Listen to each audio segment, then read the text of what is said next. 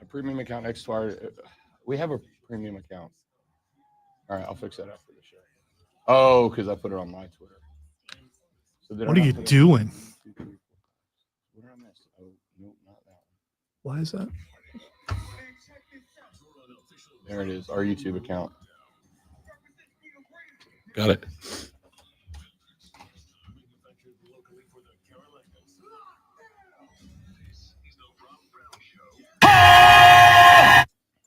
Good morning. Good morning. All the boys are back, baby. Welcome in. The Rob Brown Show's on your radio. The Fan upstate after an extended, not vacation, I guess. We're back. We're hot. We're ready to rock and to roll, people. How do you do? Sorry for missing out on some time. For those of you that don't follow me on social media, number one, come on, millennials, get it together.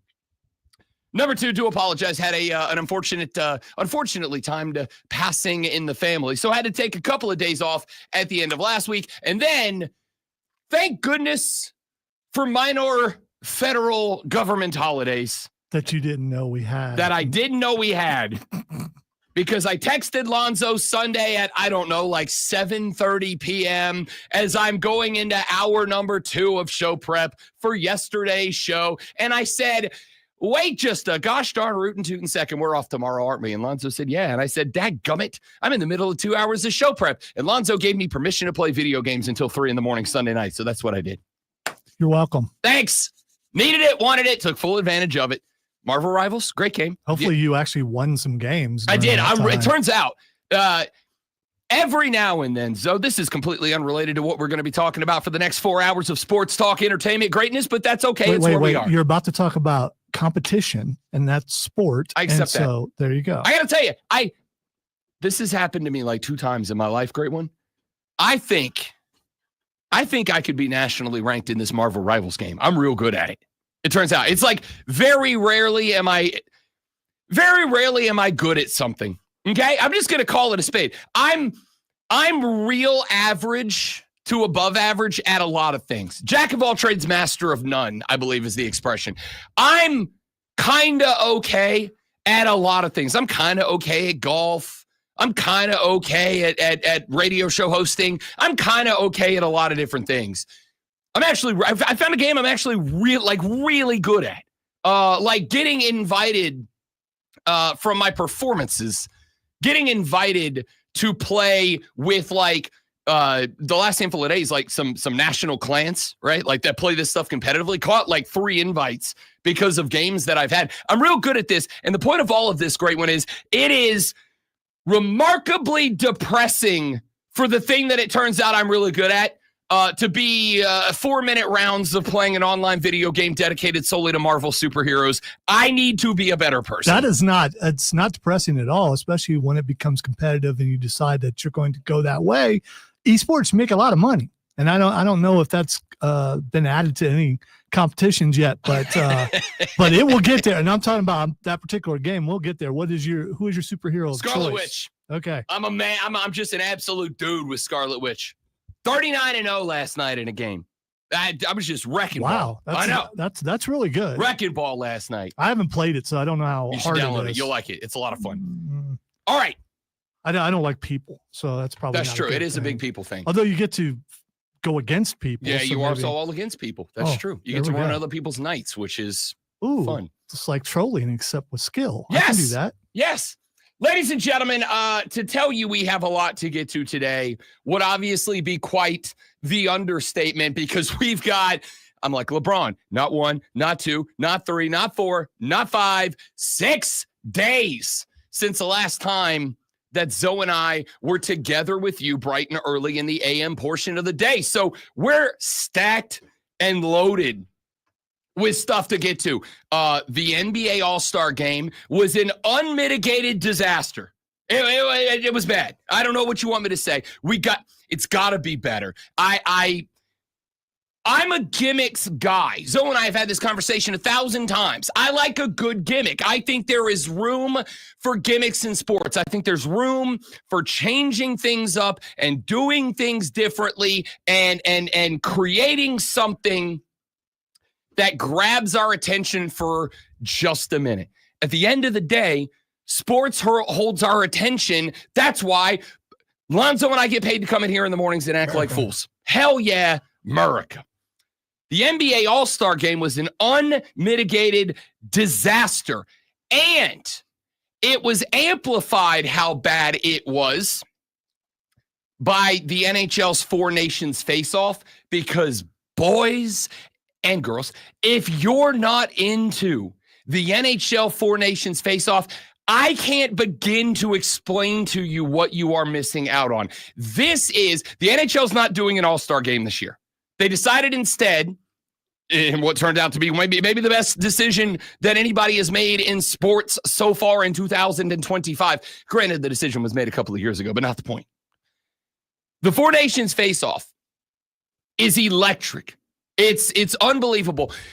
This past weekend, Saturday night, Team Canada versus Team USA. So again, no NHL All-Star Game. What they decided to do was allow the international teams from arguably the four top nations in international hockey, Sweden, Finland, the United States, and Canada, to field an international team comprised of their NHL's best players.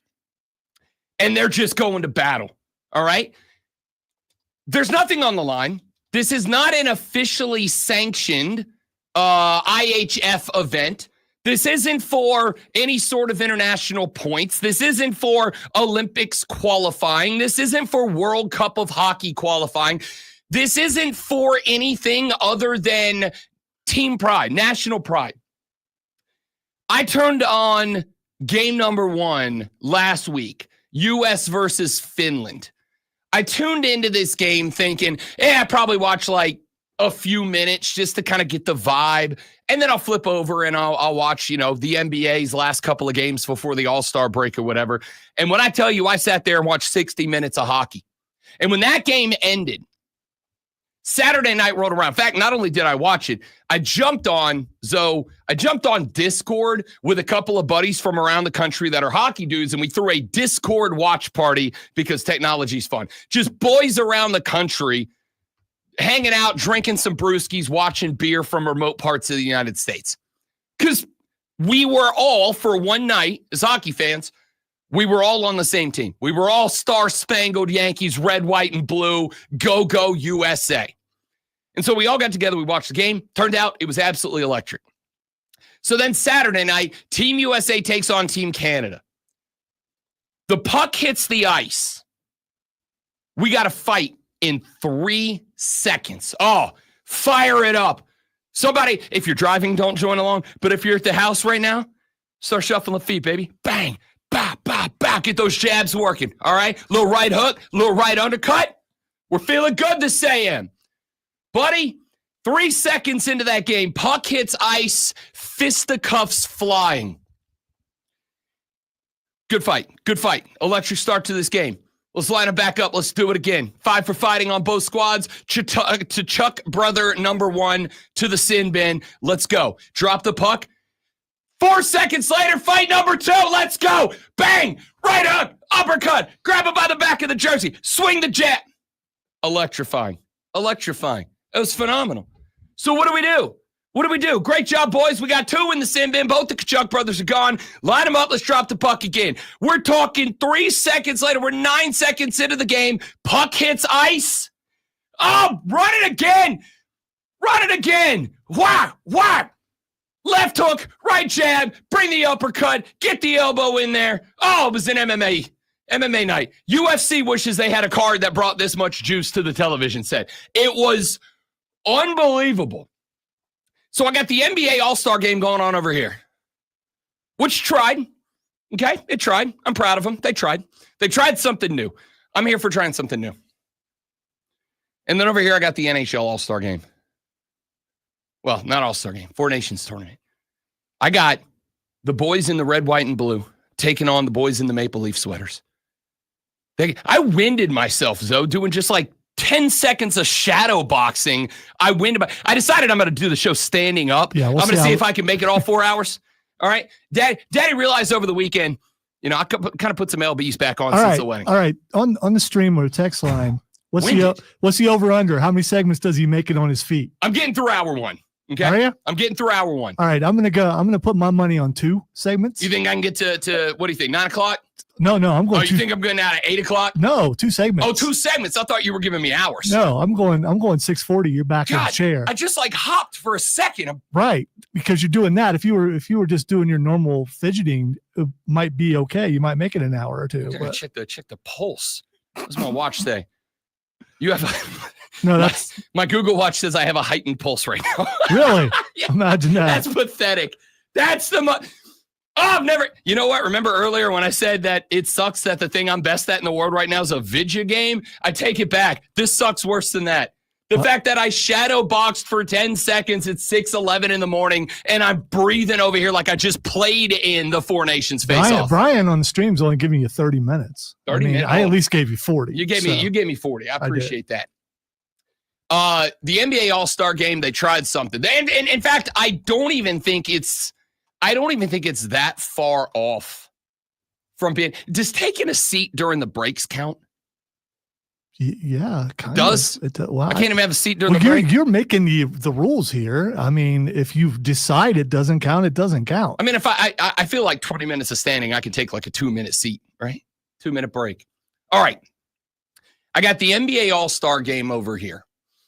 The NBA All-Star game, I like the gimmicky format, right? And it kind of just fell to where you got a team of the OGs, the old R-Star, the old All-Stars.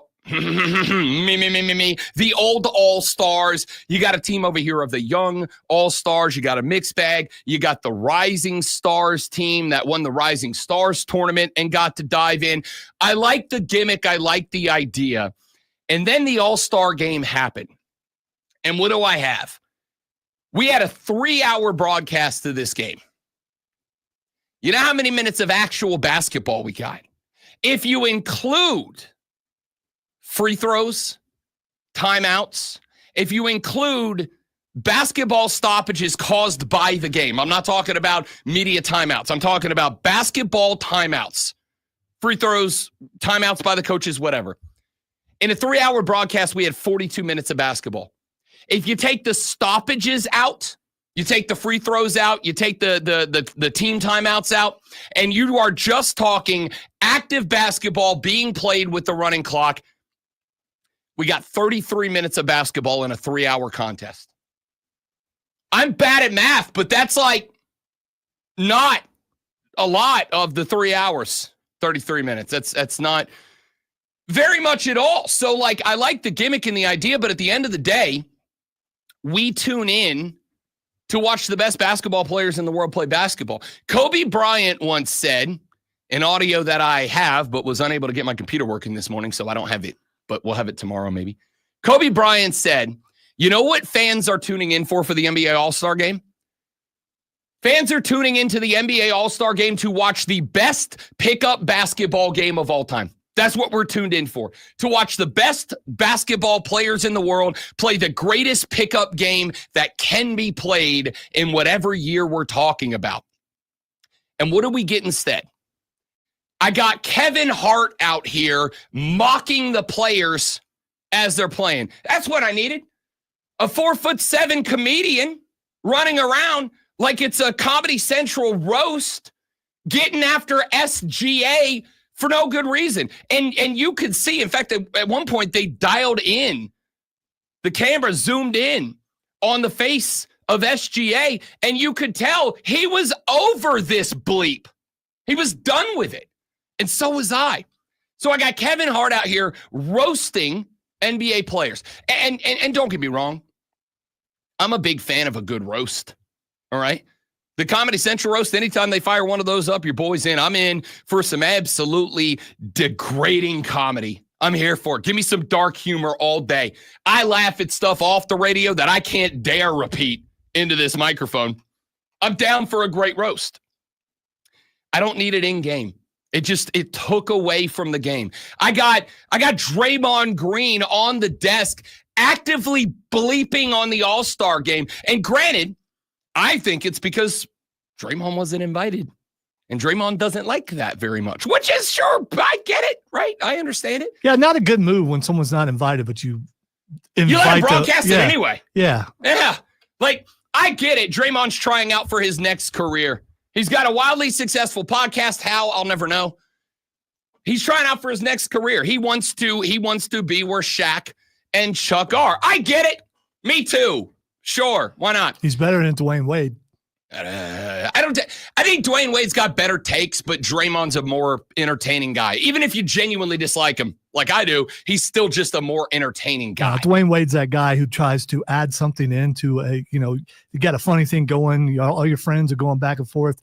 He's the guy who tries to add something in, but he's too enthusiastic, and everyone just looks at him like, yeah, okay, dude. Yeah. It's fair. That's not unfair. So I got Draymond crapping on it.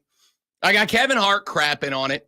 I got more time, and don't get me wrong, love the boys, but I got more time of the broadcast paying homage to Shaq, Kenny, Ernie, and Chuck than I do to the NBA All-Stars during the NBA All-Star game.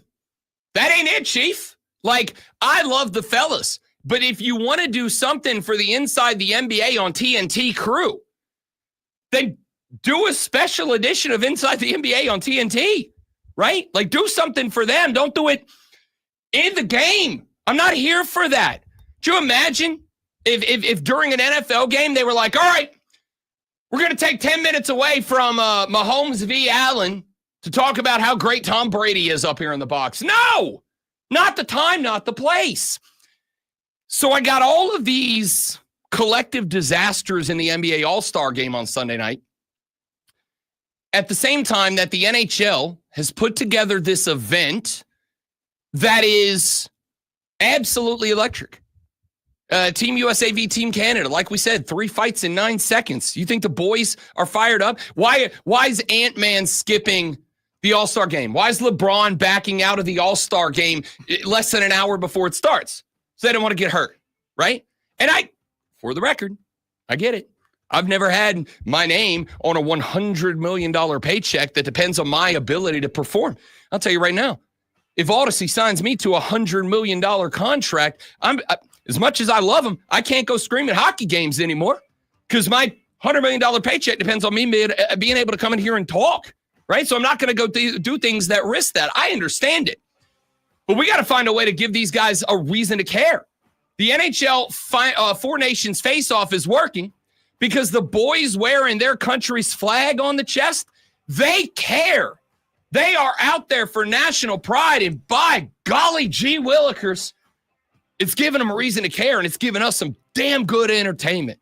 We're going to talk about this. We got to get some football in here, potential major changes to both the NCAA football and basketball postseason tournaments and more. That's all coming up. Lonzo, Rob, the Rob Brown Show. We are so bleeping back, baby. It's the Fan Upstate.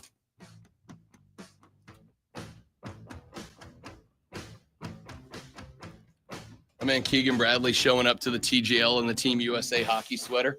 Everybody's in. And then he's dunking in chip shot. Mark Shelley, former voice of the Rabbits and current off-air friend, texted me yesterday. He had never watched one. He was watching this yesterday, and he's like, how have I been slept on this? I'm like, I don't know what to tell you. TGL's amazing.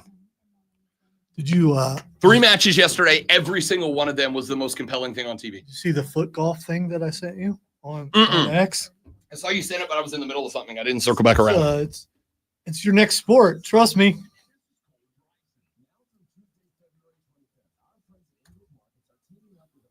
I got to tell you, I think I'm making it at least 2 hours. I feel good. I like this. You sound a little out of breath. I am 100%. I'm not joking. No, I know. But on the air, you sound a little out. No, I was. Yeah, no. I can't do that. Even now, you sound a little. Oh, okay, fair enough. I can't do that. All right, where did it go? Where did you send it? Twitter? Mm-hmm. Sent several things, but it's in there somewhere. I don't see it. I thought you sent it on Twitter. There is the turkeys. Which is freaky. There's Draymond. There's Dungeons and Dragons. There's. No, maybe Trevor I didn't Lawrence. send it to you. I don't think you did. I thought you did. I thought Maybe I was thinking of something else you said. no. It's like foot golf. It's weird. Maybe it's because I know what you're talking about, but I've seen it before. Is it like basically golf but with soccer balls? Well, the balls are about this big. Okay. Around. Yeah. Yeah, I've seen people do it with soccer balls, and it's like they play it on the one I've seen. They played it on a golf course, but instead of having a hole, they set a. Oh no, this had a hole. Did it? Yeah, it had a hole with a flag in it, and it had room to get the ball in with the flag there. The one I saw coming out of was the rough. on a full golf soccer balls on a full golf course, and instead of a hole, they had like a metal cylinder that kind of sat on the ground, and you had to hit that. It was only about that big around, so like it wasn't easy. But I saw that, and I'm like, I'd play that in a heartbeat. I sent myself Grand Theft Hamlet. Pardon me? Grand Theft Hamlet. They someone did Hamlet in Grand Theft Auto, and the first currently has a 94% on Rotten Tomatoes. Oh, like they made a Yeah, in GTA 5. cool I guess. Hamlet, aka the Lion King with people. Oh, that was not a good throw. Yeah, I don't. Push off the back. I already had a deer dodge this morning. I don't need to dodge a football too. That's like a weekly thing for you. Oh, this one wanted to kill me. I mean, the thing shot across the road right at the end of the road. So I thought it was safe. And out of the corner of my eye, I see it like, oh no. Kane, Mike, welcome in. Brian, thank you guys very much. Sorry we missed so much time, but it was an unavoidable situation, unfortunately. However, we're back, baby.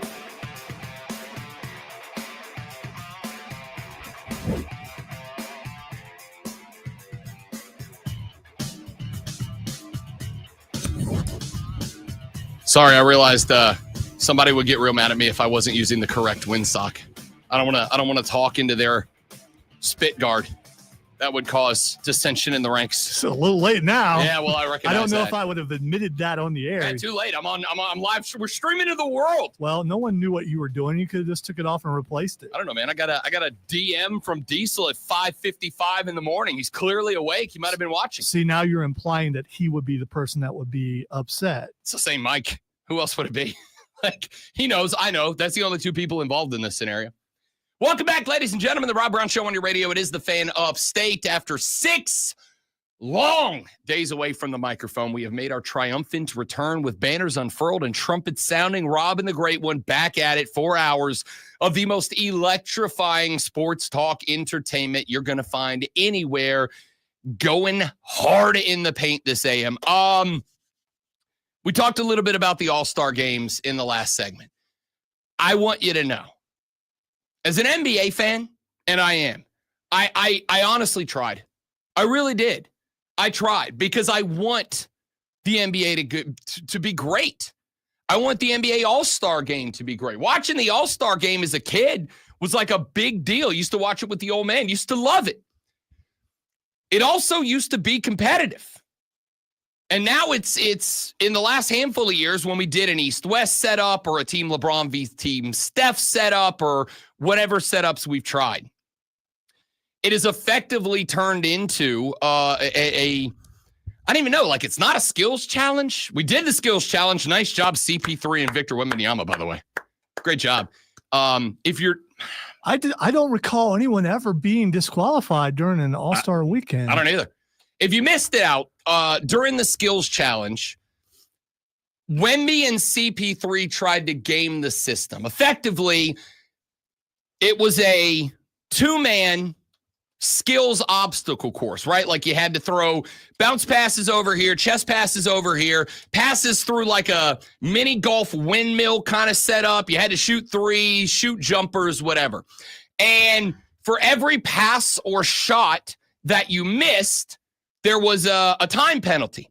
So what CP3 and Wemby did was instead of trying to make the shots or make the passes, they just went out, threw the 5 balls at the hole for the chest pass, just kind of threw balls at the rim for the 3. They didn't try to make shots. They just kind of threw them and then moved on and basically said, we think if we sprint from one end to this course and back, and we don't actually do the skills challenge, we just take the whatever time penalty it was for each thing, that we can sprint from one end to the other and do so with the time penalties faster than the guys who actually try to make the shots and make the passes.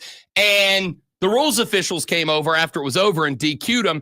And the part that kind of bugged me as a Chris Paul fan and as a Victor Wembanyama fan, the thing that kind of bugged me is that they got like real diva after that. Like they sent over the young lady that was doing the sideline reporting to interview him. And they and the NBA guy were like, no, we're not doing an interview after that. Right. And they got, I don't know if it was them or the NBA's choice, but they kind of got diva mode on it. And I'm like, yeah, if you're going to go out there and do that, you've got to attack it as like, we're having fun. We're being goofy. We're being silly. And you got to treat it that way. And instead, it seemed like they were genuinely mad that they got disqualified for trying to cheat the skills competition. And you know whose idea this was. I mean, this is Chris Paul's idea. 100% it was Chris Paul's idea. 100% it was Chris Paul's idea. And I think what kind of bothered me, and I don't know if this is a get off my lawn moment. It might be. But I kind of looked at it and I'm like, do you really take pride in winning the skills contest if you don't do the skills? Right? Like, do you really do you really want to go back to San Antonio, Texas and hold up the skills challenge trophy for winning a skills challenge in which you didn't skills? It seems to me like if you want to win the skills competition, you should want to do the skills. I don't know. It takes skills to game the system. And if you're able to do that in front of everybody and show them that, hey, they didn't think about this and we did because we're smarter than the people who put this together, maybe you go home with that kind of pride. Sure, I guess. Which they can't do. Like I said, I feel bad for Wembanyama, though, because, English is a second language. Chris Paul is probably very convincing. I believe he actually had a twin when he was doing those commercials for State Farm. So I'm sure he convinced him.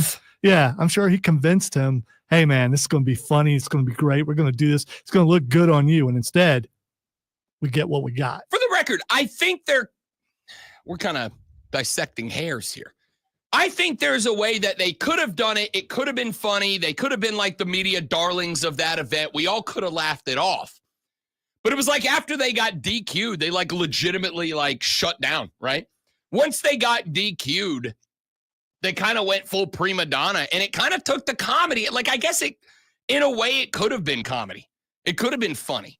But when the interviews got turned down and then they did the post-skills competition press conference or whatever, and they were like, yo, Wemby, how'd you feel about the fans booing your skills competition? He's like, they booed me?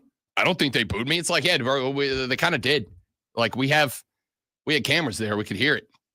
I think there was a way that it could have been funny, and I think they didn't tune into that. So it kind of ruined it a little bit.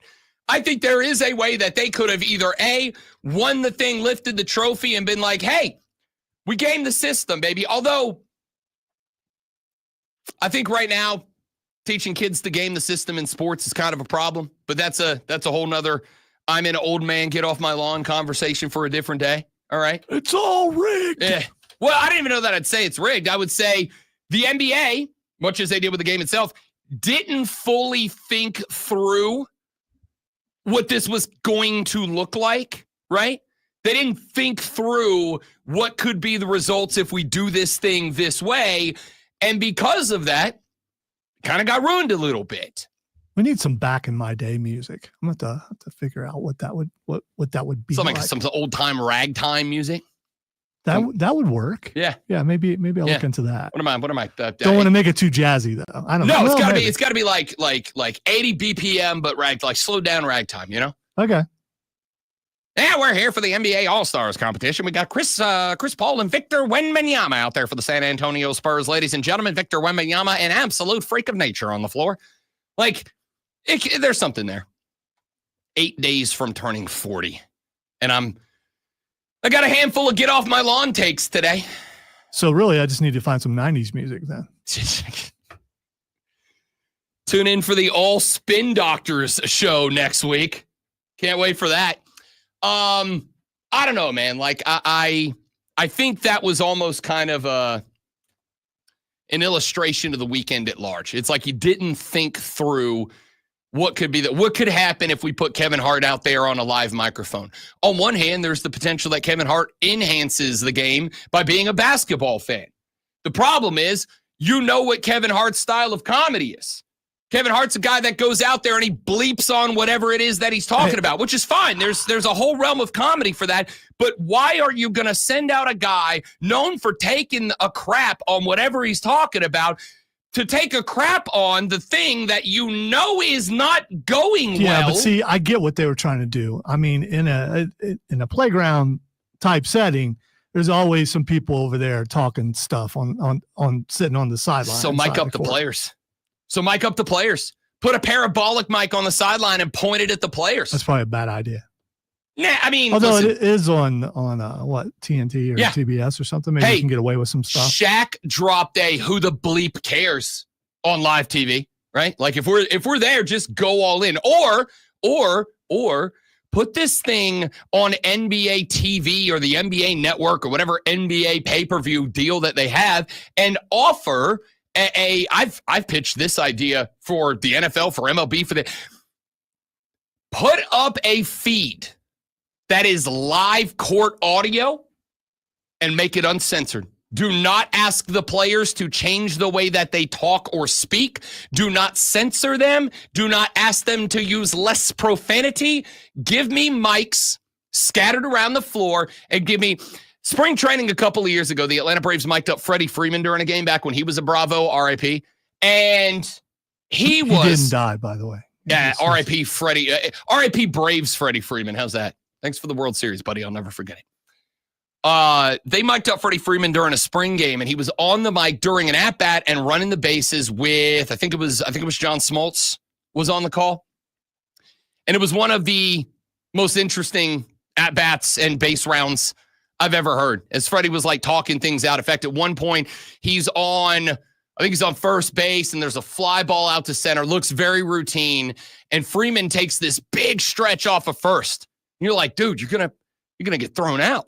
And he's like, it's windy down here, boys. It's windy down here. The wind's going to take this. It's going to throw him off. We're watching this fly ball in the air. There's no way. There's a routine fly to center. And he's like, I'm telling you, it's windy. It's going to trick him. And it did. Ball hits the turf. Fabulous Freddie Freeman takes off, rounds third, and he's talking to Smoltz. And he's like, watch this, boys. It was electrifying. And I've said all that day, and I've said every day since.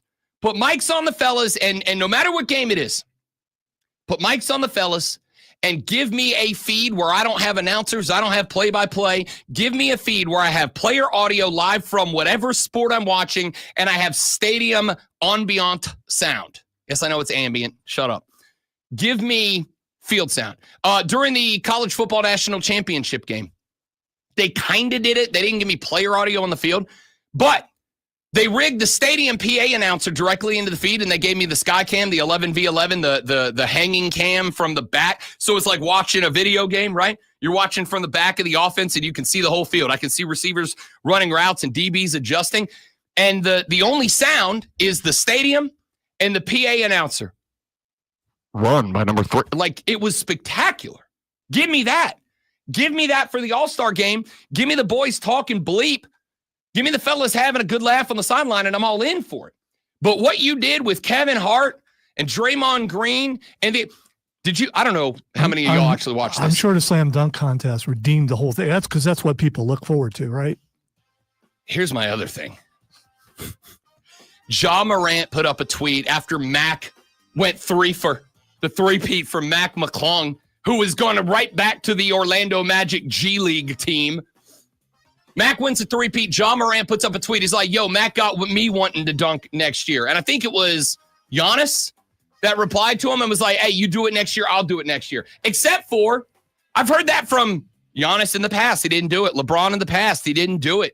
I've heard it from 100 stars, and none of them show up and do the thing. That's kind of the other part is, If the best in the game aren't committed to doing this thing, why should I commit as a fan? Was pathetic. All right, we'll get away from the All-Star game conversation. We got a lot more to get to. College baseball underway. Clemson and South Carolina combined 5-1 after opening weekend. Who took the only L? We'll talk about that. We got some college basketball as we are wrapping up ACC, SEC conference play around the country. The new AP poll is out.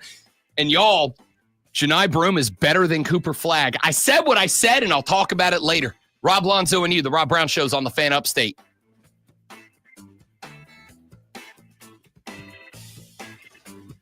Okay, I definitely got 2 segments in me.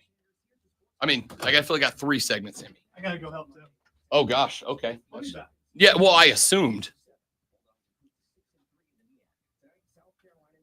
Actually, I'm going to take a 10-second break. I will not sit down. Promise. Stay right there.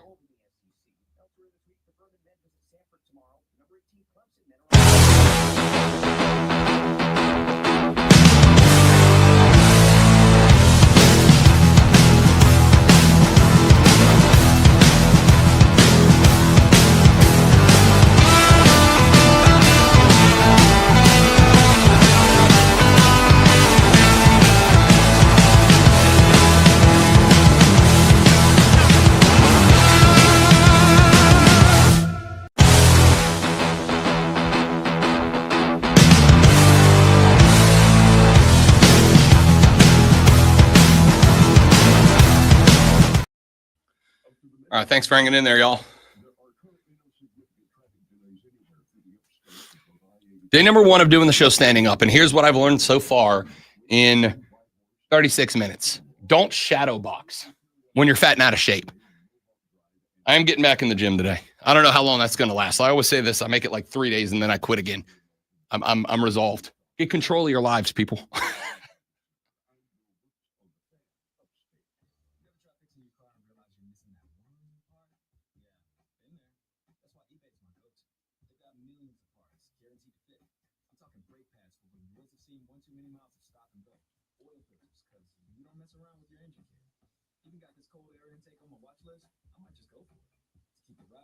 And your DIY streak high.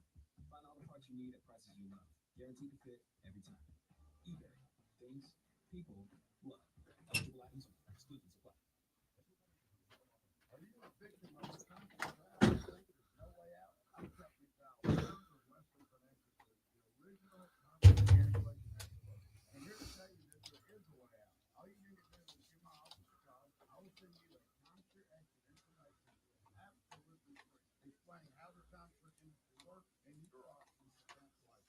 Call Wesley now for your free info kit. 800-780-5959. 800-780-5959. Yeah, I just don't see how you can do that because of that cart number.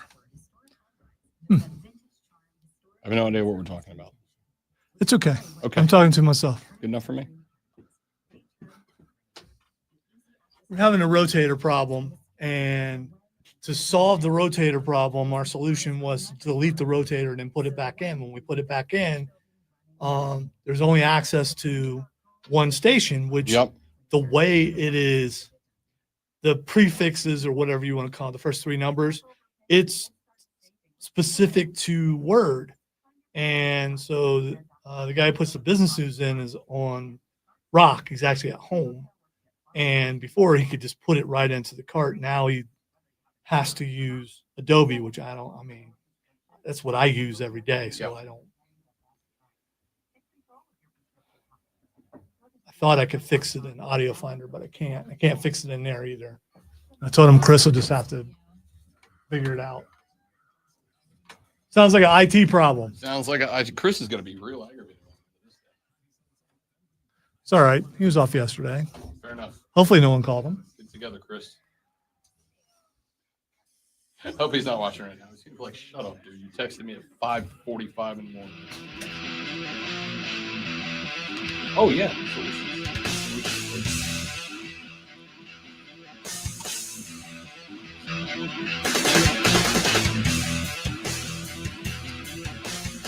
Real good.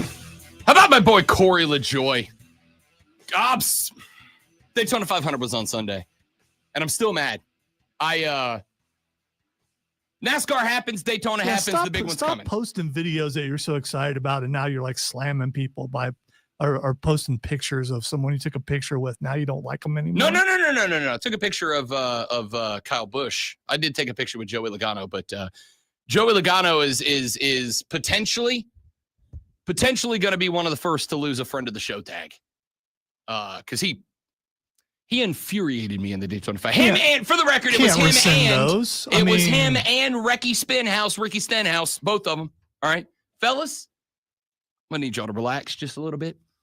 If you didn't watch the Daytona 500, I'll say this: for 185 laps, really good race. We had 11 laps, then we had a long rain delay. I'll say, it sounds like a lot of people didn't get to watch the whole thing. Yeah. It's Florida in the spring. Like it's gonna rain. Okay, that was such a big system. It was kind of like, I think Darling, if I remember correctly, one of the guys on MRN, because I was listening to the rain delay on the radio just to see what was happening, and one of the guys said that I think Darlington was the only East Coast track that it was not raining at when the rain delay happened to Daytona. It was like a huge rain system, or at least that's what NASCAR said. Anyway, Daytona was moved up to 130 because of rain. 11 laps, it started raining. They had to delay it for a number of hours. We get into the nighttime, and we had a real good race going. 185 laps, real good race. 15 laps left to go. Pack's running real smooth. We got guys moving up, guys falling back, guys on the draft, side draft, bump draft. Like, it was a good race. The pack was clean. I was enjoying this race quite a bit. And then, coming 3 wide, we had Joey Logano, who was behind Ricky Stenhouse. Logano tries to get up and to the left of Ricky Stenhouse. Ricky goes for the block, and he pulls it off. He gets the block. It was actually pretty impressive. And had that altercation ended right there, I'd have gone, that's good racing, boys. That's good racing. But instead, what ended up happening was that Logano still wanted that position. So he kind of backs off, gets on the brakes, tries to pass Stenhouse again.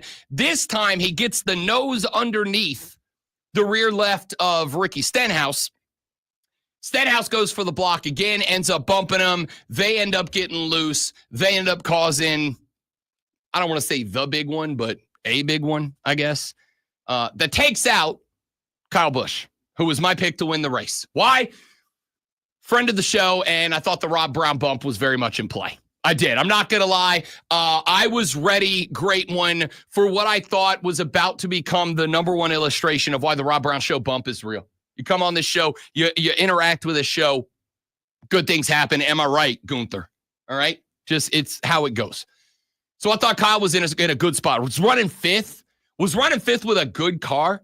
Thought he was in a good spot. And at the same time, also friend of the show, Corey LaJoie, was up at the front of the pack. And wasn't just at the front of the pack, had help up front. And I do want to, if you didn't hear how Corey LaJoie ended up here, remember, he did not re-sign his contract with Aspire Motorsports. Aspire let him walk. In order to be in this race, Corey LaJoie dipped into his kids' college fund to get himself a ride, then went out, worked himself to get sponsors to get the money back, and was up front at the Daytona 500. Had a bunch of help, too. Was in a real good spot. Then Logano and Ricky Stenhouse get into this altercation that felt completely unnecessary. Like there was 15 laps left to go. There's plenty of time to make moves. Let's get to the end of the race. Let's fight it out down the stretch, right? They get into the altercation. They end up taking out Kyle Busch. He's got to go to the garage. They don't let him back out onto the track. LaJoie stays out at number 1, which was fantastic. Except for at that point, he lost every other manufactured mate. He lost his team. He lost everybody that would help him. Our buddy Kevin downstairs and I, Kevin's a big NASCAR guy. We were texting back and forth. I'm like, he's screwed, dude. Like we were both pulling for Corey LaJoie because he's come on the show multiple times and been a friend of the show. We were both pulling for Corey LaJoie. I'm like, he's a sitting duck, man. Like there's nothing he can do at this point. And just like that, Wouldn't you know it, we get back to green. LaJoie goes from first to 16th. He ends up getting spun out in the big one at the end of the race. Gets a DNF. Goes from running up front at the 500 with 15 left to go to catching a DNF late. Real painful for Corey LaJoie. And here's the part that really ticked me off, the part that infuriated me the most. They were playing audio from Ricky Stenhouse's spotter down to the car. And in that audio, the spotter for Ricky Stenhouse, the spotter says, I guess the 22 just decided to wreck you out for no reason. Nah. He had him. He got the nose under the quarter panel. Now, maybe he didn't need to make the second pass. Maybe he didn't need to make the second move. Maybe after the first block, the 22 should have backed off and said, all right, not the right time. And especially considering you're in the middle of a 9-car box when you're trying to make it happen. We're running 3 wide in the final 15 laps of the Daytona 500. And y'all are mixing it up and bumping and banging in the middle of a 3 wide lane. It's just not, that wasn't the spot for the shootout in that spot. I'm down for aggressive driving. But it's like these 2 guys every time. And don't get me wrong, Joey Logano's a 3-time NASCAR sprint car champion. The guy's good. I can't really bag on him. He's been successful. But that wasn't the time and that wasn't the place. And you ruined what had otherwise been to that part a really good race. You took a handful of genuine potential winners out of that race for no reason at all. Like I get you want to be aggressive. I get you want to win the race. It's the Super Bowl of racing. I get it. I understand that. But that time and place to be aggressive. And that was neither of them. That wasn't the time. That wasn't the place. And you end up screwing up a lot of people. Logano and Ricky, I'm going to tell you this. As much as we have talked about this with other sports, we've talked about it with the NBA. We've talked about with the NHL, and the NHL does this as well as anybody else. NASCAR polices itself, all right? There is, as we in the pro wrestling fandom will say, there's a receipt coming for the 22 car. And I don't know if it's coming from Kyle Busch. I don't know if it's coming from Corey LaJoie. I don't know who it's coming from. I don't know who it is that's going to put it out there. But at some point, the 22 is going to be running a good race down the stretch and is going to find himself sliding sideways through an infield because NASCAR polices itself. And there was a lot of good cars that got taken out. Kyle Busch was in came out of the medical tent in the middle, and he was doing his interview.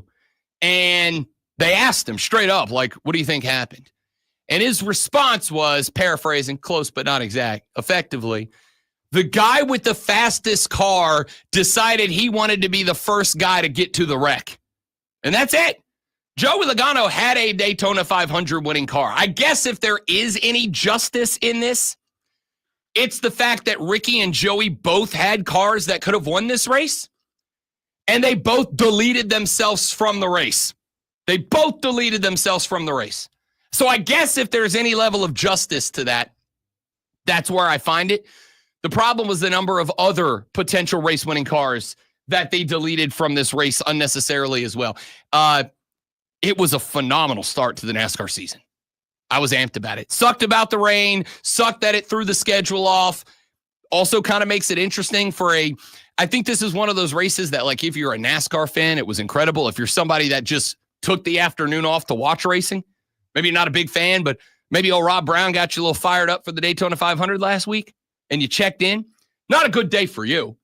For those of us that are fans, it's interesting because, and we've talked about this, the temperature of the air around the cars impacts the car.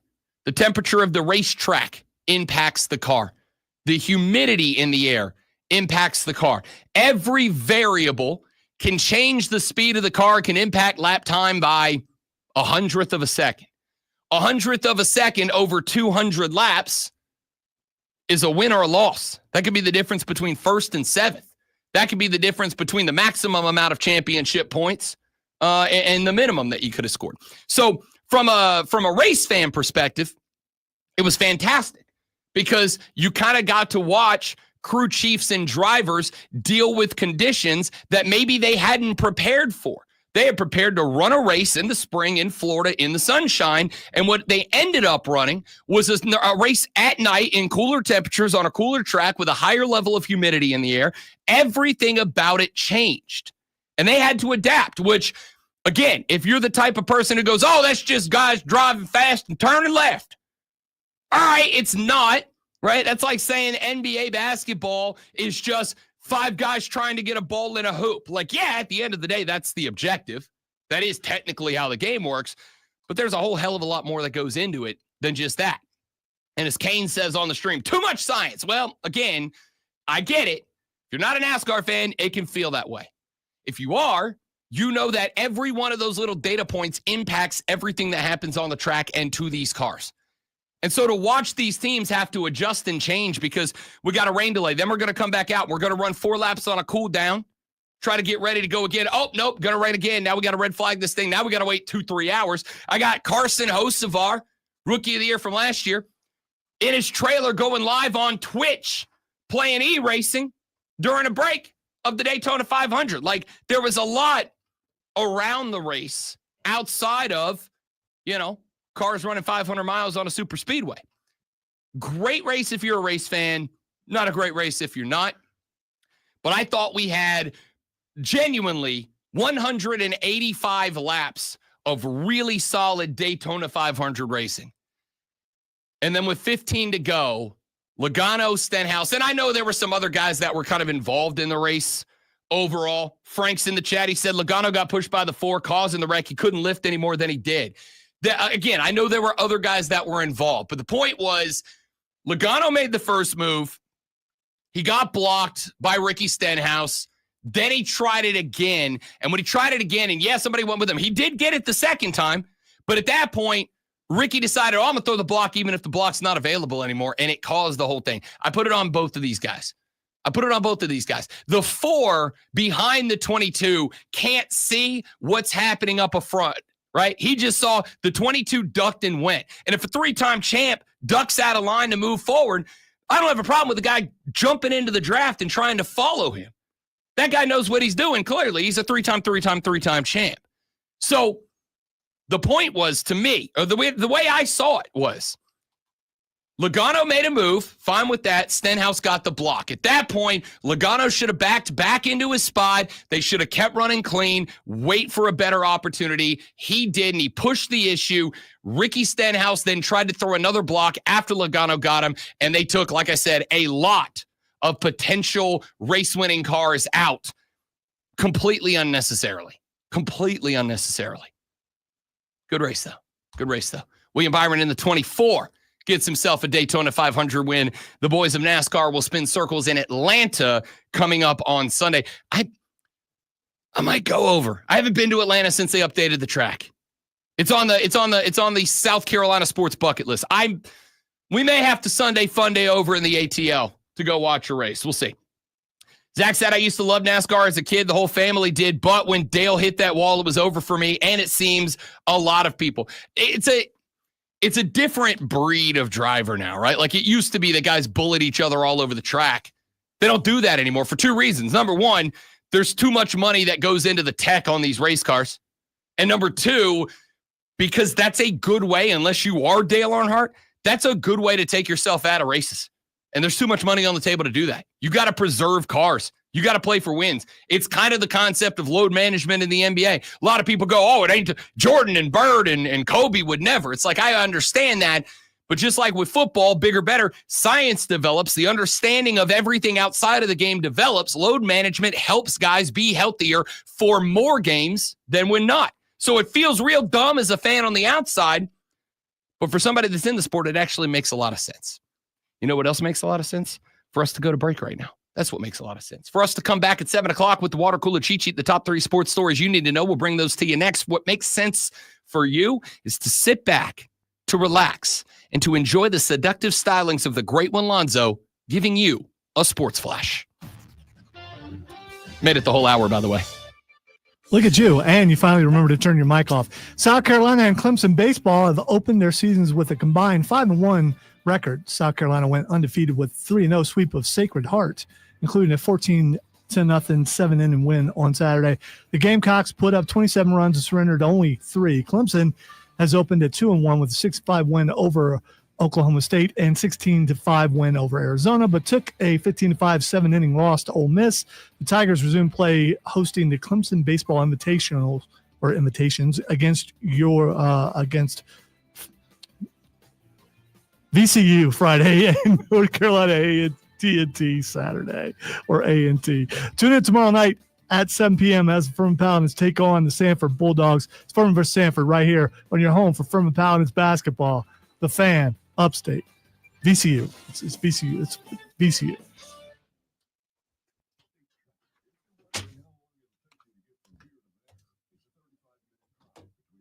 Wow, never froze like that before.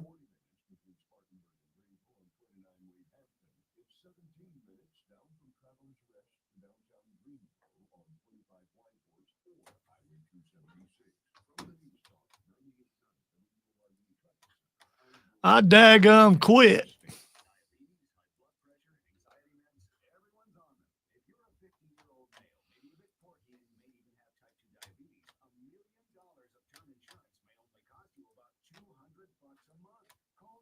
It's hot in here. Or is it just because I'm wearing a thick hoodie? It is toasty in here, Okay. and you're standing up, so you're burning some calories possibly. I'm making it all 4 hours. That's my decision. Okay. How you gonna be the rest of the week? I don't know, because I got to tell you, So there's no such thing as pacing with you. this is my biggest problem with everything in life is if I do a thing, 100% full speed, all gas, no brakes.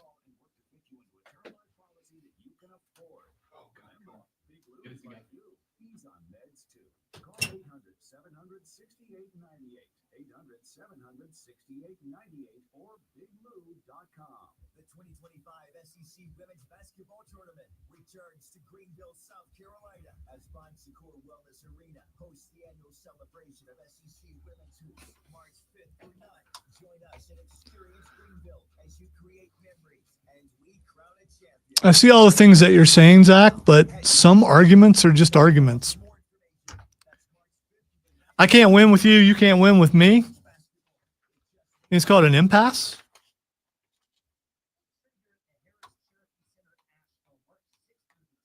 I'm not going to give up and say you win because, not that person, but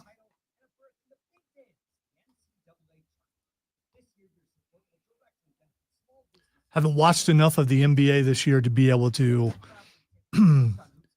give too much on it other than just looking at scores. I'm guessing there's no defense being played.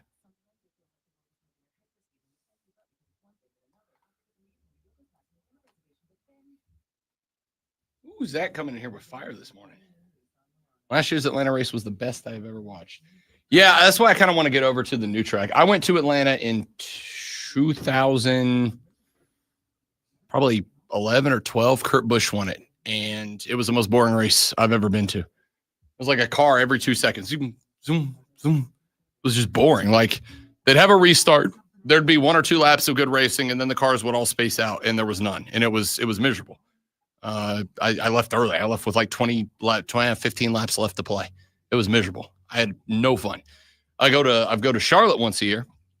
Charlotte race is fun. I've gone to Talladega 3 times. Talladega is amazing. I've not been to a 500. It's very high on the bucket list. Might go next year, but entertaining race. This was the year to go with it falling on a holiday weekend, but unfortunately had too much going on. What do you do while you're waiting for the car to come back around? Well, I mean, it was like with the Atlanta race, it was like it was every 2 seconds that another one would come by. They were spaced out like every 2 seconds. All right. So it was a constant flow of cars, but they were just running circles by themselves. You were just watching guys turn laps. Like there was no racing, which was kind of boring.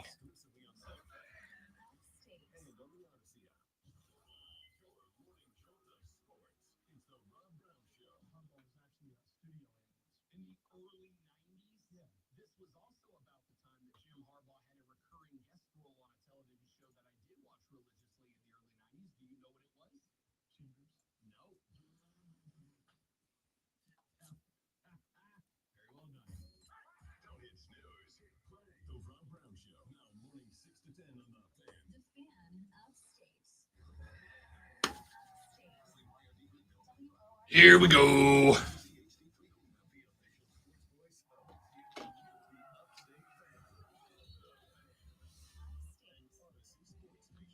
I have only one thing I need to fix, which is I can't see your face. Good.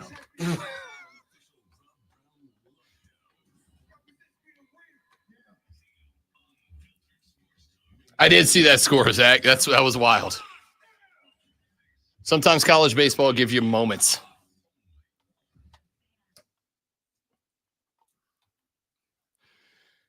Hour number 2 of the Rob Brown Show goes now. Welcome back, ladies and gentlemen. It is the Fan Upstate. Rob Brown, the Great One, Lonzo, and you. I just want to see if it still works. Seems like it does. Hadn't used it in a while. Seems like it does. We're just rocking and rolling this morning. And by the way, did indeed make it through one full hour of the show doing the show standing up. Did indeed make it through one full hour. So I'm giving myself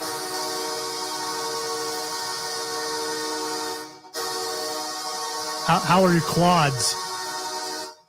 not VKM levels yet, but like I'm Okay. feeling it. I'm feeling the burn. Hamstrings good. Yep. I'm not asking about your glutes. Glutes are good. Glutes are tight. Glutes are stacked. Good to know. You don't need to rub them. I just had to check. For those of you that are not watching on our stream, which you should, Facebook.com/TheFanUpstate, The Fan Upstate on YouTube. Now, ladies and gentlemen, back on Twitter, Twitter.com/TheFanUpstate, X.com/TheFanUpstate, whichever one you want to go with, or The Rob Brown Show on Facebook, YouTube, or Twitch. I have decided, because old Robbie B put a couple of the LBs back on since the wedding back in September. Got to my high school low of 215 for the wedding. Got back up to about 225, 227, and I was like, nah, can't do this. All right, went the wrong direction. I don't need to get down to like playing weight because I ain't doing much playing anymore. I don't need to get there. But like, I don't want to get back to where I was either. So I said, I'm going to stand up. I'm going to do the show. The stream, the early listeners on the stream set me at an over-under of like 30 minutes before I decided to sit back down. I've made it an hour. I'm going all for. You people made me feel bad about myself, and I'm fixing it right now. All right? I believe in me. Don't you call in tomorrow? I'm doing the show from home tomorrow, guys, so I can sit on my couch the whole time. I believe in two things: Joe Hendry and me. That's the list. I also believe it is time for the water cooler cheat sheet, the top 3 sports stories that you need to know before you get to the office this morning and start talking sports with your coworkers. When you do, you're going to get there, you're going to sit down, you're going to log in, you're going to respond to all those passive-aggressive emails that got sent going, hey, I know it's a government holiday and you're off today, but like, why aren't you working? And you're going to go, because I didn't want to. And then you're going to get up, you're going to walk down the hallway, you're going to go to the break room, you're going to go find Frank from Accounts Receivable. Good guy, Frank. We all like Frank. I don't know how he does that job. It's boring AF. But we like Frank, and we like to talk sports with Frank. You got to know what's going on in the world of sports, and if you do, ladies and gentlemen, you need this. Are you ready for the Why did I go? Of the peculiar, the almanac of the absurd, and the encyclopedia of the extraordinary? Well, you better be, because we're diving headfirst into the 3 top stories that will have your coworker saying, first bathroom break. No. Here we go. Welcome to the water cooler cheat sheet on the Fan Upstate. By the way, Frank makes those noises when he sees you when you roll in. That's how you know that it's going to be a good day. The finger guns have made their way back into pop culture. I don't know when. I don't know why. I'm glad they did. I'm a big guy. How you doing?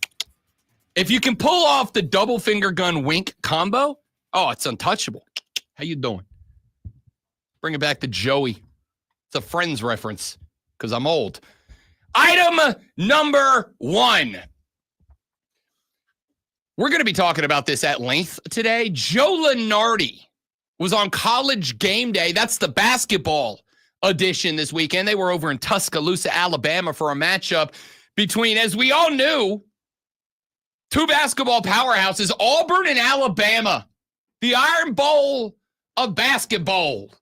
That was not good, but I tried my best. Anyway, Lunardi was on What were College you Game Day. trying to do? I was going to make him rhyme Iron Bowl of okay. basketball. I thought it had to do with the accent, which I It did not. Okay, all right. Roll Tide, War Eagle. Anyway, Lenardi joined College Game Day, and the conversation got kind of interesting about the NCAA men's and women's college basketball tournament. Enough of the tournament. 68 teams right now, and there's talk of adding them. There's some back and forth going on as Pete Thamel joined us. So Thamel has the discussion, and the argument goes. My bad, Thamel, not Lenardi. I'm an idiot. NCAA tournament. Who's going to be the victor? Well, Reese, obviously we have Selection Sunday a month away, and there's development behind the scenes about what this tournament could look like in 2026. NCAA President Charlie Baker is on the record saying there's been discussions about growing the tournament to either 72 or 76 teams. I had multiple high-ranking sources tell me this week that the more likely option, if the tournament were to expand, would be to 76. The NCAA has been in discussions with its media partners for a while on this now, and a decision on whether it does go to 76 would come in the next few months. The move to 76 would be historic. By adding 8 teams, it would be the biggest jump in what the tournament looks like since 1985. The logistics of what that could look like have not been set yet, but it's likely that an additional site, like they have Dayton for the first 4, would be added. Think of a place outside of the Eastern time zone for that to happen. One likely wrinkle here is that if the men's tournament expands by 8 teams to 76, the women's tournament would expand as well. So there's a lot of variables here, Reese.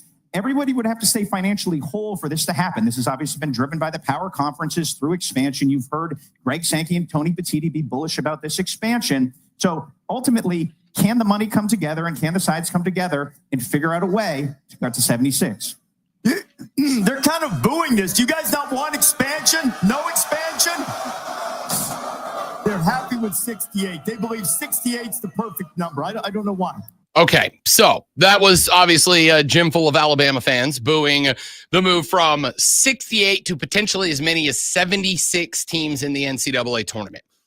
Last night, I guest hosted BetMGM Tonight because I'm the only one who said yes to working on a holiday.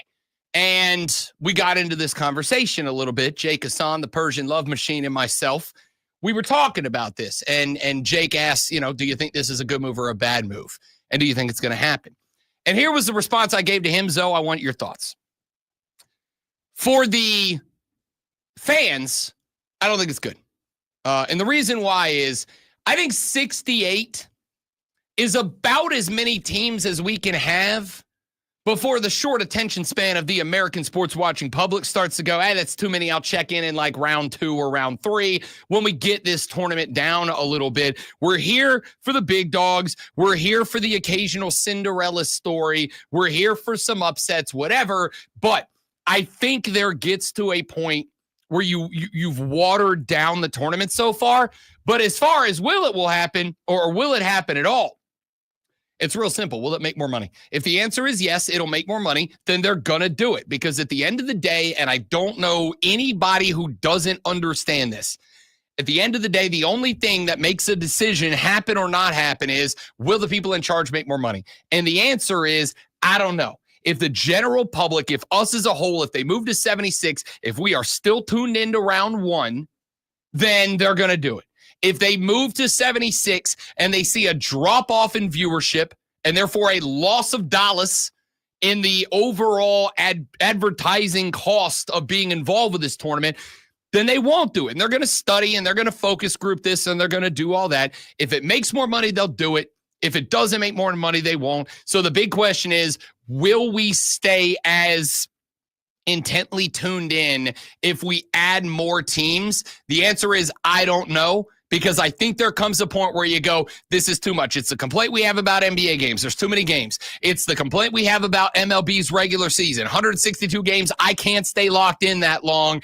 If you add more teams, I think I don't know what the watered down point is, great one, but I feel like 76 is closer to it than 68 is. I don't think this has anything to do with TV revenue. This has to do with betting revenue. And more games means more betting means more money. And I think this sport, especially that particular tournament, is driven more by that than anything. Oh, for sure. I will say this: if I mean, how many office pools do you have going on? legally or illegally. 1,000. Not to mention, people who probably don't normally bet heading up to North Carolina or doing whatever Sure. they can to make some bets on this particular thing. This is about betting money more than viewership. You know what? I'm not going to fight back on that. Now, in fairness, part of that is going to be, does DraftKings and Underdog and Prize Picks and all these, specifically the daily fantasy that's allowed in all 50, but does Caesars, the BetMGM, all of these big books, do they go, hey, if you add more teams, if you add more games, therefore you add more opportunities to bet, we will make up some advertising money, right? BetMGM goes from, we're going to give you $5 million to be a sponsor. We'll give you $10 million to be a sponsor. They get 4 or 5 of those. It doesn't matter what Rob Brown or the great one Lonzo or Zach or Kane or anybody in the chat. It doesn't matter how anybody feels about it. What matters is they add money to the bottom line. They're going to make the move. Let's get to item number 2. Speaking of college basketball, your brand new AP Top 25 poll hath dropped, and the Auburn Tigers, for the 6th week in a row, remain the number 1 team. This time, even fewer questions about Janai Broome and Bruce Pearl's squad. Why? Because they went to Tuscaloosa, Alabama, and they knocked off Mark Sears, Nate Oates, and the Crimson Tide on their own floor. Here is the interesting thing. They are not the consensus number 1 team in the country. They got 59 of the 60 first place votes. The other went to the Florida Gators. Why? Because the Gators just a handful of days ago went to Opelika, Alabama, and knocked off that number 1 Auburn team. Now, you'll remember that Auburn kept the number 1 spot despite the loss to Florida. A bad loss, too. 90-81 was the final in that one. Florida has since then knocked off number 22 Mississippi State on the road in an 81-68 beatdown, and then took down the Gamecocks of South Carolina 88-67 to give themselves a little flourish on the result. So Florida moves up to number 2. They do have 1 of the 60 first place votes. The other 59 all belong to number 1 Auburn. Auburn is 23-2. Florida is 22-3. Florida just 5 total points ahead of number 3 Duke. They're about 50 points ahead of number 4 Alabama. The University of Houston wraps up your top 5. Out of the SEC, Tennessee and Texas A&M are numbers 6 and 7. Iowa State got a couple of big ranked wins. They jump back into the top 8 at number 8. St. John's is at number 10. Sparty and the Spartans, Tom Izzo setting a record. We're going to talk about that later in the show. Moves up to number 14. Kentucky is 17, 1 spot and just 19 points ahead of number 18, Clemson. The Tigers under Brad Brownell, obviously with that big win over Duke, got some national attention. They have now not just cracked the top 25, but are now inside the top 20 at number 18, 1 spot ahead of number 19, Arizona. Maryland, Mississippi State, Memphis, Kansas, Ole Miss, and Louisville round out your top 25. Let's get to item number 3.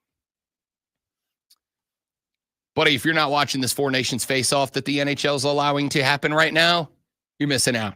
It's electric. It is pure, buddy. It is pure electricity, pure gasoline.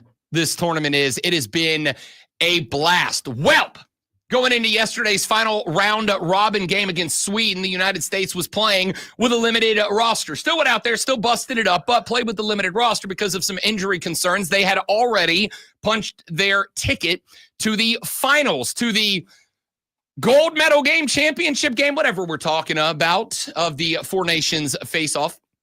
Canada, with a 5-3 win yesterday over Finland, has punched the ticket for a rematch with Team USA. So the USA had a couple of guys set down yesterday. Matthew Tkachuk, Austin Matthews, Charlie McAvoy all sat out against Sweden due to injury precautions. All 3 are expected to, though not guaranteed, to play in Thursday night's championship game.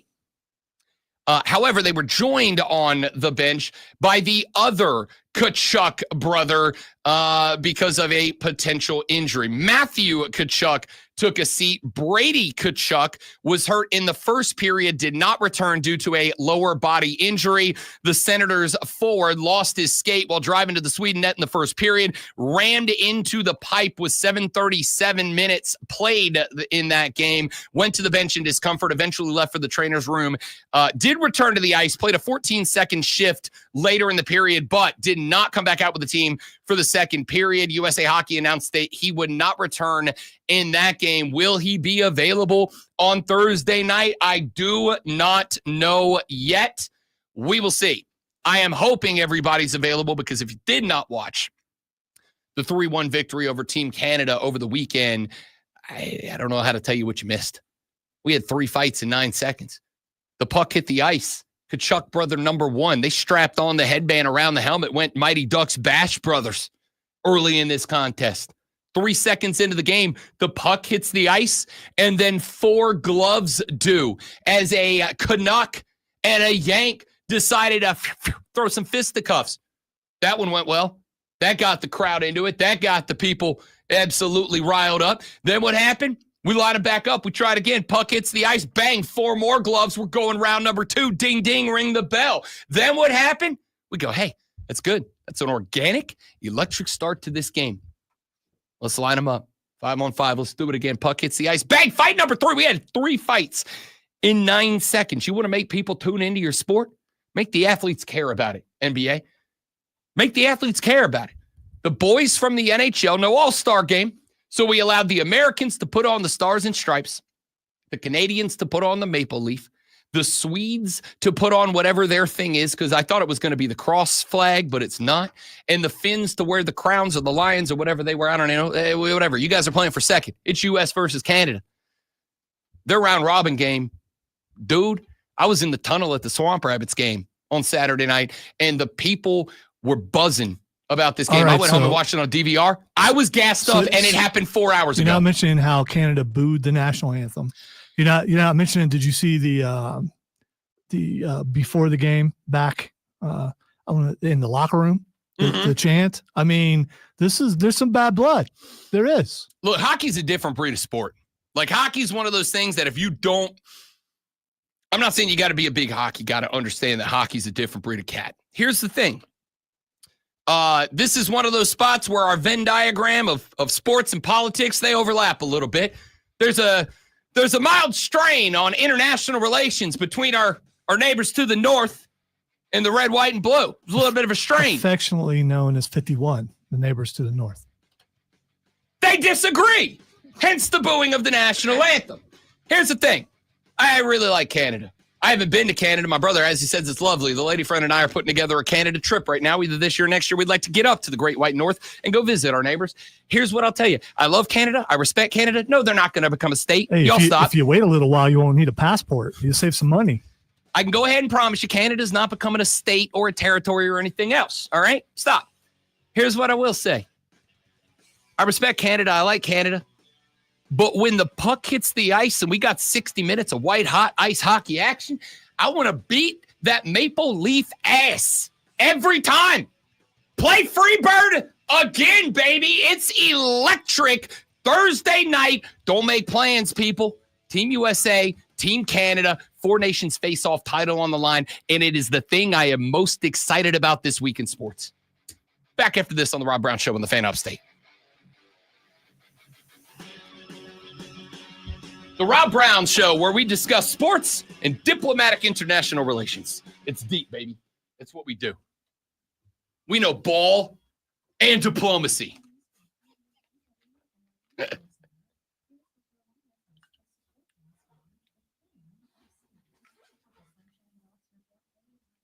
People don't like when you shame people, but Rob is essentially saying the listener shamed him into a healthy behavior, thus teaching us that shame and shaming others is a good thing, even in public service.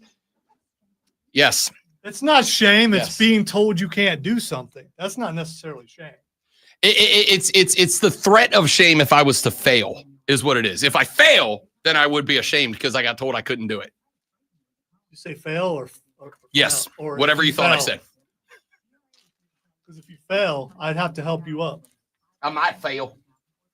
He doesn't fail now. I'm going to go get more water. Y'all stay right there.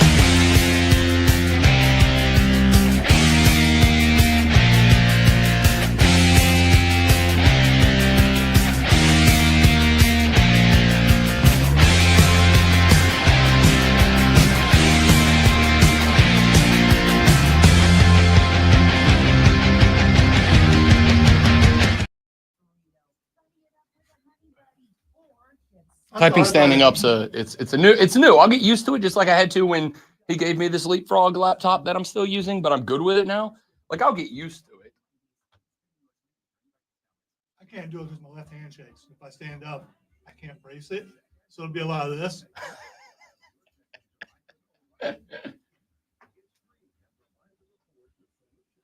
I'm gonna flip this flag because you can see that one.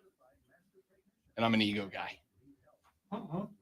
All ego Rob Brown. I found my dad's big 1990s glasses, like the old school, like business, like Wall Street glasses, and I think I'm gonna put the lenses in them and start wearing them. You watch any of Saturdays? PLE? I have not yet. However, the social clips of the comedy GOAT coming back, I'm all in for. I don't know what you're talking about, so I haven't seen it all. Oh, you didn't know? Let's just say that they have taken advantage of this partnership with TNA by bringing back the man who was probably made me laugh more in wrestling than anybody that's not R-Truth. Only saw one clip. Sorry, friend of the show, R-Truth. Only saw one clip of it, but it was pretty good. Which one did you see? Him with Ariana. They did like 3 or 4 of those. Did they? Yeah. Okay. There was one where he was listing off the NXT wrestlers that he'd like to see come compete in TNA. And he was like, Yeah, I saw that one. Eddie Torpedo. Was really good. They had one where he showed up and talked with Ava. Hey, the guy's a gold mine. Let's go enjoy Day of Vengeance. You mean Vengeance Day? Who taught you to pronounce things? So good. I'm talking about Santino Marella, an absolute icon of the game. We got to get Santino on the show. Oh, that would be I don't know great. how we pull that off, but I'm going to work on it. Love to have him in studio. Oh, dude.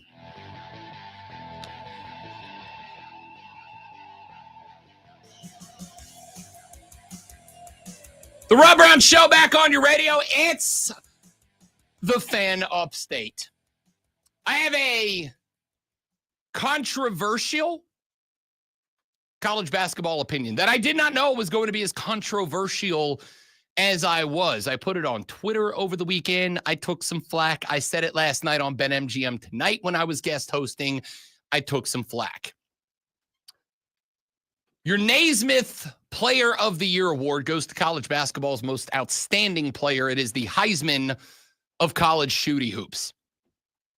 And for my money, it's Janai Broome from Auburn, not Cooper Flagg from Duke. I said this last night, and I thought Jake Hassan was going to come through my computer screen like the girl from The Ring to choke me out about it. Cooper Flagg's very good at basketball. I'm not insinuating that he's not. Duke beat the hell out of Virginia. 80-62 was your final in a game that it wasn't that close, to be honest with you. And not only did they do that, but they did that in a game where they lost one of their best players, Marquise Brown, who was second on the team in steals. He has 30 of them on the season and third on the team with 9 block shots. The guy is a defensive wall. Dislocated shoulder, going to be out for some time. Good news for Duke is they got a break. They don't play again until Saturday when they take on the ILL Illinois Illini in Madison Square Garden. It is a main event. Ring the bell. Ding, ding, ding. So the good news is they got a couple of days to get Marquise Brown right, if they can. Dislocated shoulder. I don't know what a dislocated shoulder feels like. I haven't experienced that one before, but I've dislocated an elbow, and it sucks a lot. Dislocated collarbone. So that's a little bit closer. Yeah. That also, I broke a collarbone once, and I'm going to go ahead and tell you, it's unimaginably painful. It sucks a lot. So I don't know what a dislocated shoulder feels like, but I know if the facial reaction of Marquise Brown was anything, it sucks. Anyway, we'll see if he's back in the lineup for the Blue Devils on Saturday. Janai Broome took the Auburn Tigers, led by Bruce Pearl, to take on Nate Oates' Alabama Crimson Tide on the road down in Tuscaloosa, Alabama on Saturday. Number 1 versus number 2, the classic, iconic Auburn-Alabama basketball, just like we all knew it was inevitably going to be. SEC. That conference is so good. Here's a take that I don't think is controversial. I think the Southeastern Conference this year is having the greatest single year of any single sport in any conference's history. I think SEC basketball this year is the best that any one conference has been at any one sport in any one year. Put that to the side. Part of the reason why is the Auburn Tigers, number one in the country, 6 consecutive weeks. They have held that spot. They were able to hold that spot despite losing at home to Florida a handful of days ago. The Auburn Tigers are still in that one spot. Part of that reason is Johni Broome. This man went up against the Tide and did so on a bum ankle. And yet, number one Auburn took down Alabama 94-85. And for the record, if you weren't paying attention, if you didn't watch this game, you missed out. I mean, it was good. Alabama did not have a bad day by any stretch of the imagination. Auburn just had a real good one. Johni Broome had 19 points, 14 boards, 6 assists, a steal, and 2 blocks. He turned it over just twice, had 3 personal fouls. Really good win for the Auburn Tigers on the road at Alabama. It's a damn good Alabama team. They're 21-4. And in the best conference in college basketball. And I'm going to go one step further, in the best conference in the history of college basketball. The SEC this year is better than any year that the ACC was, even when Duke and Carolina and all these other good basketball teams were at their primes. This is the best college basketball conference of all time. And in my opinion, Johni Broome is the best college basketball player in it. I think he is the best college basketball player in college basketball this year. I do think he's better than Cooper Flagg. I think Cooper Flagg's a great player. I think there's going to be a lot of teams that are going into the NBA lottery really hoping they get number one. My New Orleans Pelicans are one of those teams. I hate my fandom right now. Put that to the side. Johni Broome showed you in this game on Saturday. And I think more so than Cooper Flagg, there's not a spot on the basketball court that he can't play. They opened the game, the Auburn Tigers did, on a 9-0 run with a pair of threes from Johni Broome. Why? Because you can sit Johni Broome at the top of the three. You can allow the big boys to go down low to draw defense in. And if they leave Johni Broome alone, he will knock down 3 after 3. If you send somebody up top to defend Johni Broome, he becomes an incredible assist man. And the thing that I think I appreciate about Johni Broome the most is that Johni Broome, when he drives the paint, is probably the most versatile player. Cooper Flagg's a power guy. When Cooper Flagg puts his head down and he goes into the lane, you know what he's doing. He's bully balling his way to the rack. Johni Broome can do that. Johni Broome can also pull up and hit a fadeaway on you. Johni Broome can also spin in or out of the paint. Johni Broome can also throw assist like a point guard. This is not any sort of degradation to the game of Cooper Flagg. This is 100% to tell you that if you are not watching Johni Broome and the Auburn Tigers play basketball, you're missing out on top-notch college basketball. Bruce Pearl's got something special in this team. And Johni Broome is something special. Cooper Flagg is an incredible basketball player. No matter which one of these kids inevitably ends up being the next New Orleans Pelican who's going to show up, play 2 years of mediocre basketball, then leave my program and go on to become a superstar somewhere else because that's just my life as an NBA fan, I'll be happy to have them. Both of these kids can play anywhere. But Johni Broome, I think, is a more versatile player than Cooper Flagg. I think the only thing where I'd say Cooper Flagg might have a bit of an edge is Cooper Flagg as a defender can defend you out wide or underneath. Johni Broome's a good defender out wide, not as good as Cooper Flagg is. That guy flies to the basketball and he knows where to get his hands into a dribble to knock it away from you. But as far as an offensive player, I think Johni Broome is just a more versatile player. I think honestly, I think in the paint, outside of the paint, from three, no matter where he is, Johni Broome's a threat. There are some spots that I think Cooper Flagg's game is very good, but just not as polished as Johni Broome. If you're missing out on watching this kid play, you're missing out on top-notch college basketball right now. So when I'm watching Johni Broome play against Alabama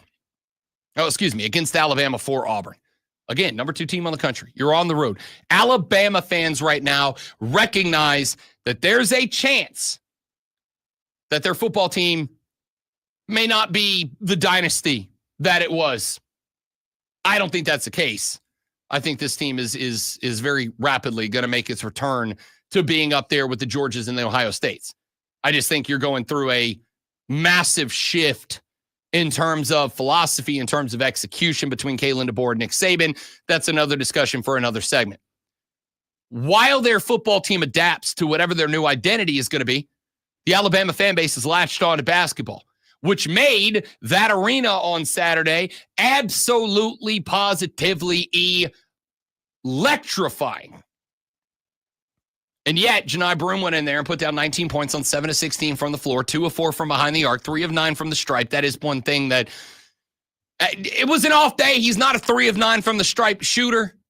I do think there can be a little bit of room for improvement, especially considering how versatile he is in the paint. He can draw fouls, which means I need him knocking down free throws. 3 of 9 from the stripe from your superstar is the kind of number that loses you a game in March. That's how a number 1 overall seed, which Auburn will be, that's how they get upset in the tournament. They end up in a scrapper against the 7 seed or a 5 seed somewhere, and their superstar ends up with 19 points but misses 6 free throws and they lose by 2, right? That's got to get cleaned up. But my man also got you 14 rebounds, just for number's sake. Nobody else on the Auburn Tigers had more than 8. That was Miles Kelly. Nobody for Alabama had that many at all. You did have 2 in Grant Nelson and Cliff Omoruyi. You had 2 guys with a dozen for Alabama.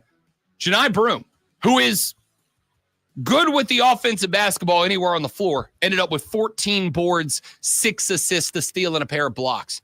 I think he's the best player in college basketball. He's my Naismith pick this year, and he is the reason that the Auburn Tigers will be entering the March Madness tournament as the number 1 overall seed, coming out of the best conference in the history of college basketball. When we come back, there is more talk about a potential change to the NCAA football postseason tournament. We'll talk about that. We'll get into this report that the NCAA tournament may go to 76 teams moving forward, and who knows what other fun and shenanigans we get into as we carry on with the 4 most electrifying hours of sports talk entertainment anywhere. The Rob Brown Show on the Fan Upstate.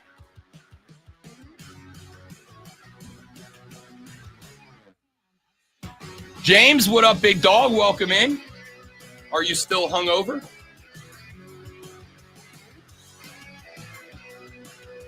Yeah, I got like 3 Game of Thrones text on the text line, by the way. Can't argue with that. The Wildlings. That's what we're calling Team Canada on Thursday, the Wildlings. All right, give me just a second so I can unblurry my camera. I'll be right back. Don't go anywhere.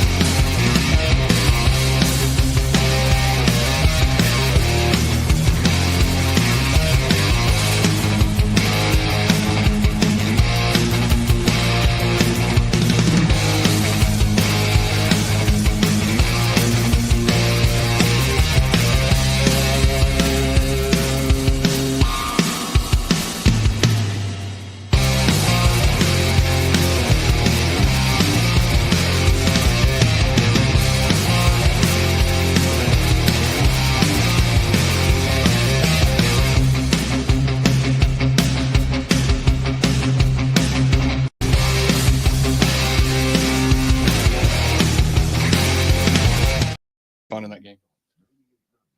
Well, actually, no, it'll be downloaded by the time I get home. Did you start it already? Well, no, Wait, I can do it from my phone now. Yeah, you do that thing where I had already Is it Game Pass or am I buying it? It's Game Pass. I had already downloaded it, but you can't play it till release date. So there'll be more to download, but it should already be there. But yeah, you can download it from your phone. I'm just seeing videos and stuff. It looks beautiful. We'll see how good the combat is.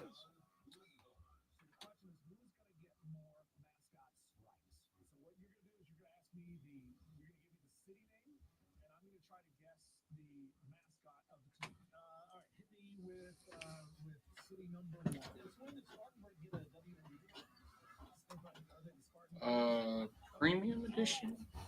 No, premium No. you have to buy. Okay, got it. Yep. It was $90 for the premium edition. Yeah. Install to Professor. My Xbox name is Professor Xbox. I know it's not creative, but it made me laugh. Works for me. I don't know if people can hack it now if they know the name of your Xbox, but yeah. What are you're going to steal my 52 Xbox points? There's nothing else on it. Everything's start. I did delete my old profile so I can play EA Sports games again. I almost have. So if enough. anybody's on Xbox and you want to be friends, Radio Guy Rob's the tag. Hit me up. Because I'm creative. I'm a branding genius. I'm not telling you mine because I won't play with you anyway. Because I will. I'm not good at anything except Marvel I just- Rivals, but I'll play whatever I just you want. don't play a lot of. I mean, I play stuff like Far Cry or things like that. That's fun, but I mean, I got halfway through Far Cry 6 and then never went back to it. I need to finish it. I was enjoying it. the sequel's out now on Game There's Pass. a sequel to 6? Oh yeah, it's pretty good. I've played it a long time Okay. ago.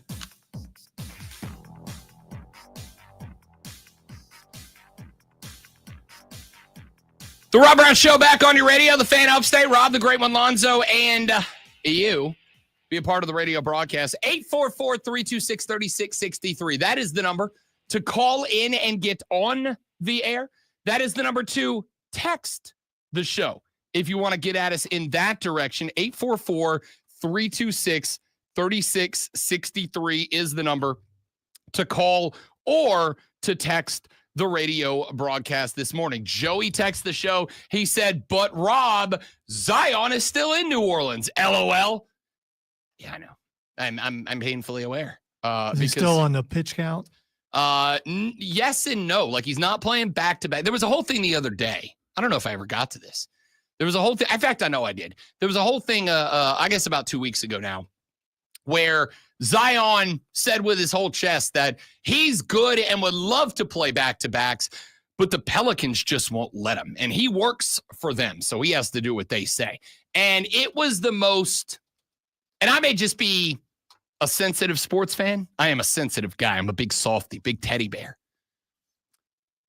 But it came across as the most like, I work for them, but I don't want to vibes I've heard from anybody in a very long time. It was very frustrating. We'll see. Now, Zion has played a handful of games since he came back from injury came back from injury again, and he's looked pretty good when he's full speed. But just like, he keeps missing games. I don't know. We'll see. Let's see. UNC Chris texts the show. Yes, he said, business opportunity. Rob writes the book of Guy. It's just a massive list of all the things that he says, I'm a big guy of. Yeah, like, I'm a big Four Nations face-off guy right now. Big Marvel Rivals guy. Okay, right so now. Big bourbon guy. So are you going to elaborate in the book, or it's just you saying you're a No, I think I big can Dolly do Parton some guy? I mean, can do some elaboration. The problem with being a big blank guy is that, like Dolly Parton, there's things I'm a lifelong big Dolly Parton guy. She put out a song. I didn't know this. I found it yesterday, and it's Bob. She put out a collab, the kids call it. She put out a duet with Sabrina Carpenter. Yo, I'm kind of in. If Dolly Parton thinks that Sabrina Carpenter can be the princess to the queen that is Dolly Parton, then consider me a big Sabrina Carpenter guy. By the way, she was on the SNL 50 show on Sunday. She's got good comedic timing.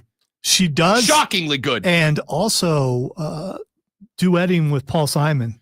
I mean, Paul Simon pretty old. Did you see their intro to that song? Yeah, I did. Paul Simon said, I'm going to play this song. I performed this song on SNL in 1976 with George Harrison. He said, I performed this song in 1976 with George Harrison. And Sabrina Carpenter said, I wasn't alive yet. And neither were my parents.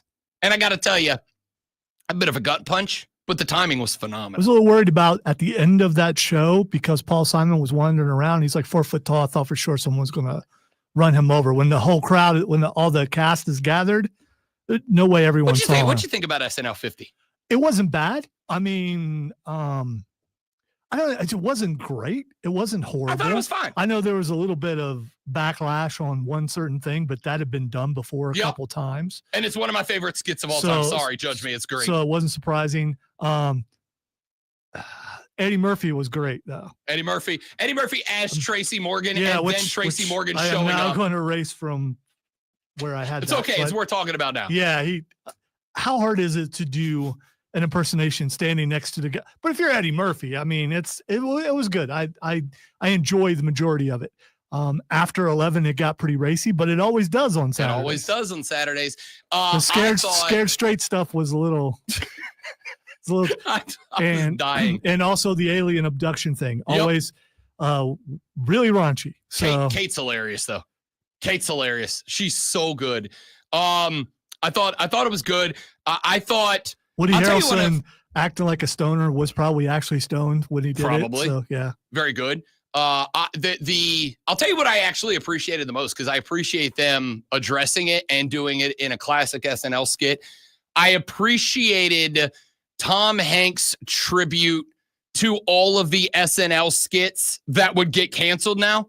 And the fact that they actually showed them was phenomenal. Like, I thought that was so good to lean in and go, look, like the show's evolved, comedy's evolved. Here's where we were. Some of those were absolutely hilarious. And by the way, at a point in time where, with Dave Chappelle having himself a bit of a resurgence now, Shane Gillis, Tony Hinchcliffe, like, we have gotten to a point where I think comedy has kind of started to circle back around to, you know what, like, it's okay to make jokes about race and gender and all these different things, provided that they're actually funny and not a punching down on people. If you can do the comedy in a way that's not punching down, it can be great. And I thought the fact that they utilized their own skits Martin to show that. had Martin Short deported through ICE back to Canada. I thought that was Phenomenal. pretty funny. Yep. And the thing that I learned the most out of the entire show is that drunk uncle hooked up with the girl you meet at the party. And I never saw that coming. I'm gonna tell you right now, Cecily Strong is the most slept on comedian that's ever done SNL. She's a genius. And she can also sing. And she can sing. I thought ScarJo and Paul Rudd doing a duet that straight up went after Blake Lively for all the drama she's in right now. I thought that was fantastic. I thought it was well done.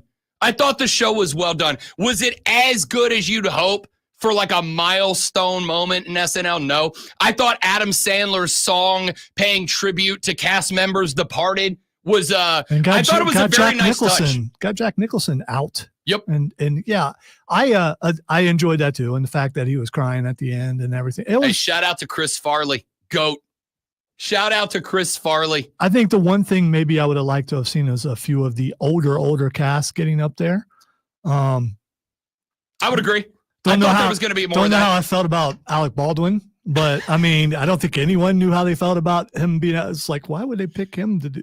And Steve, was it Steve Martin that said that only 2 people they know murdered someone, and one of those was in the audience, and he was Alec Baldwin. Bill Murray's shout out to Norm Macdonald on the Weekend Update was fantastic. He's like, and then our pal Norm, he was ranking all of the SNL Weekend Update host anchors, and his shout out to Norm Macdonald, he's like, he's the only guy that's made me ask the question of myself, did OJ do it? Like, what a bar. And shout out to Norm Macdonald. By the way, who got fired for that? He got fired, but he did. One of my favorite moments in SNL history was Norm Macdonald getting fired because NBC thought he wasn't funny enough, because the OJ joke was like a running joke for Norm Macdonald. He worked an OJ joke into every Weekend Update. They eventually fired him for not being funny enough.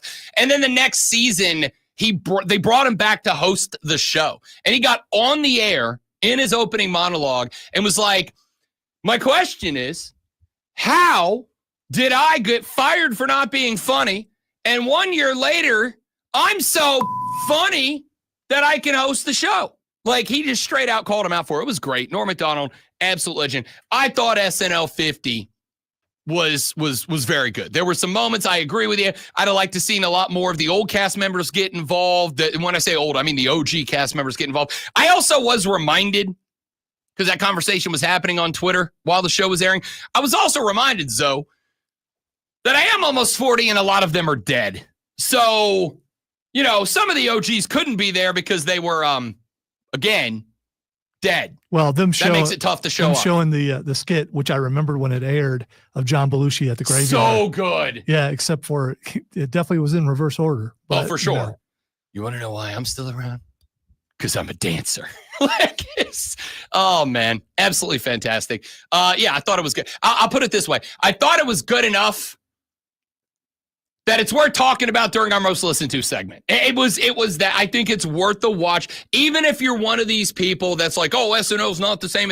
First off, it's always been political. All right. It's kind of like the people go, I don't want politics in my music. Yo, the best music in the world is driven by messaging of the real world. Well, CCR. one thing that they got into too much, it became too political for a while, and they've went away from that. And I'm starting to get back into it. I mean, when it was every skit, like you said, they've made fun of presidents since they've been around for 50 years. But there was a period there when that's all they did, and it's like, okay, there's other stuff you can do that's funny. And there's no developing of characters like we've seen through the years because they're spending so much time on that. I think the reality about this, and this is just me on the outside looking in.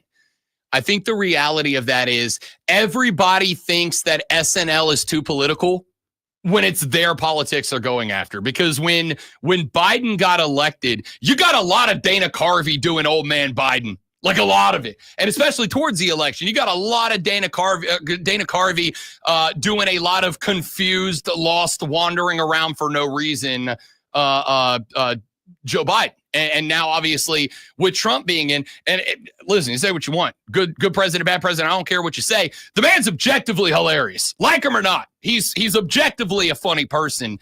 And they lean into that. That's part of when you have a president that has a personality, no matter what that personality is, that's where comedy lives. That's where comedy thrives. So, of course, it leans in on him because that was the thing about Joe Biden was not a ton of personality to the guy, right? Like there's some, but like a lot of his personality was I'm old and I like ice cream, right? Like there's not a lot of room to thrive there. Well, there's hair sniffing too, but I'm sure you don't want to get into that. Was just listen, they 100% they leaned in.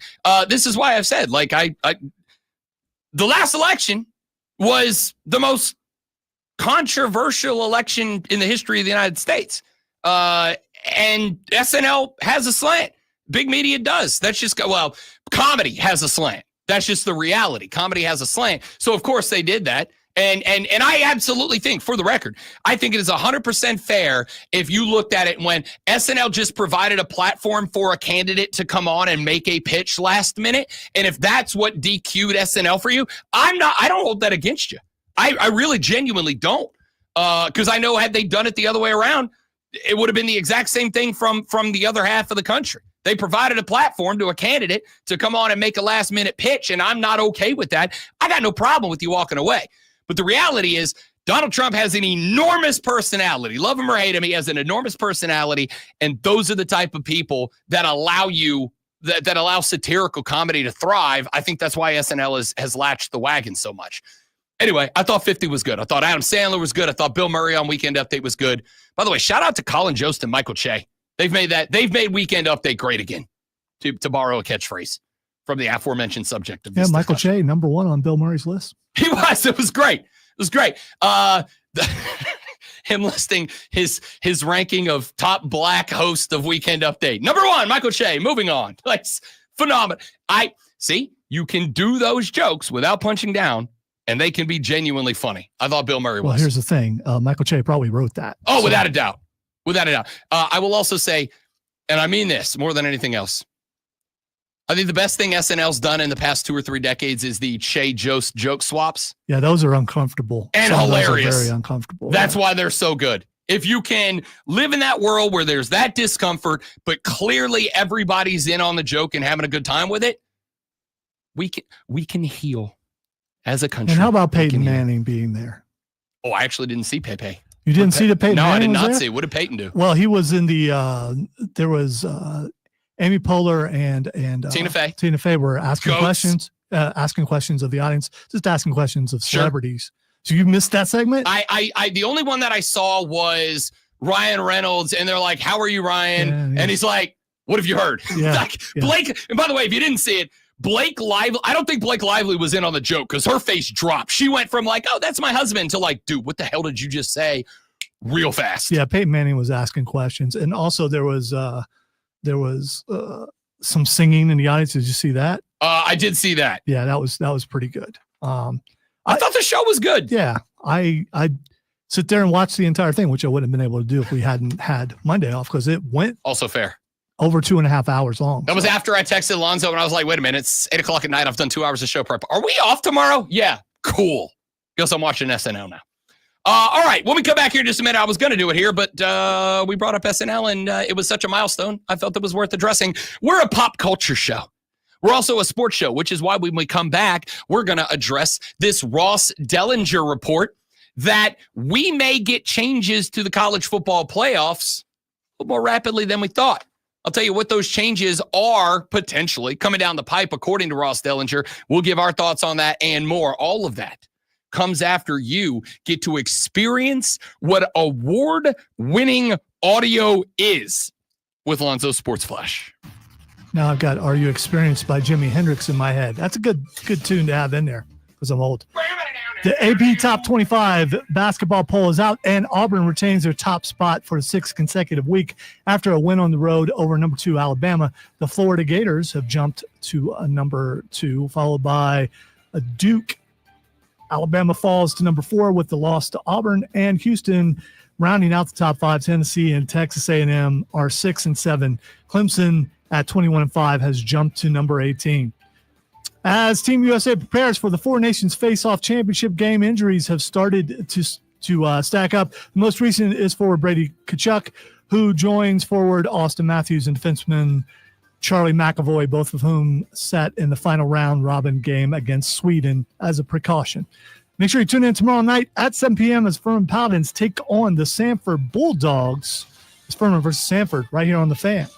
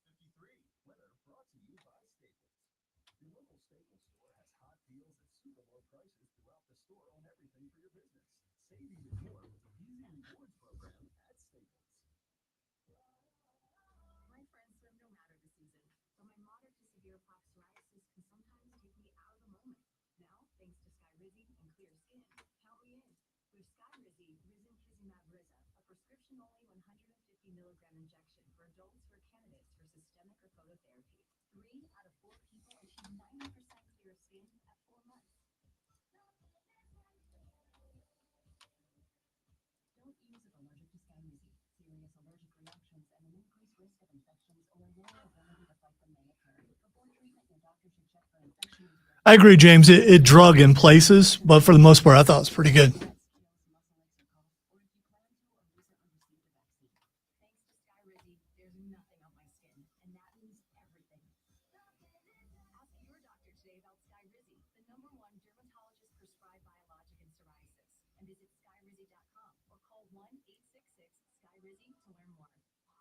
Wire to wire with Diesel and Cole Bryson. You may love Tom Brady, you may hate Tom Brady. to disagree with the GOAT on this.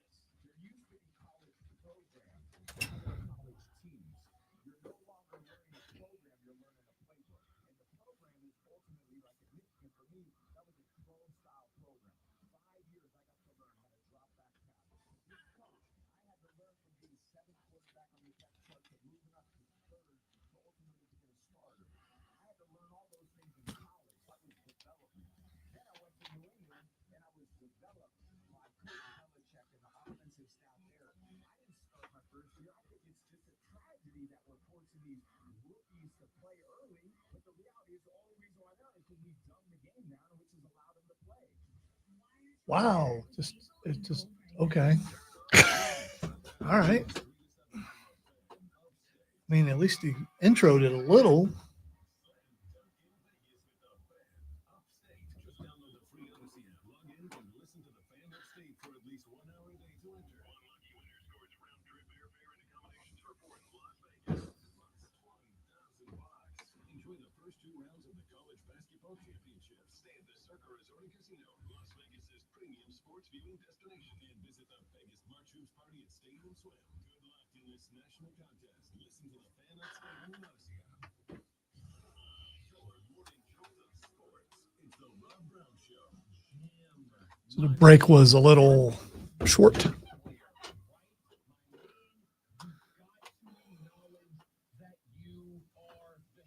Steven, what's up, big dog? Bought a PS5 over the weekend with Black Ops 6. Wife went 28 and 6. Good Lord.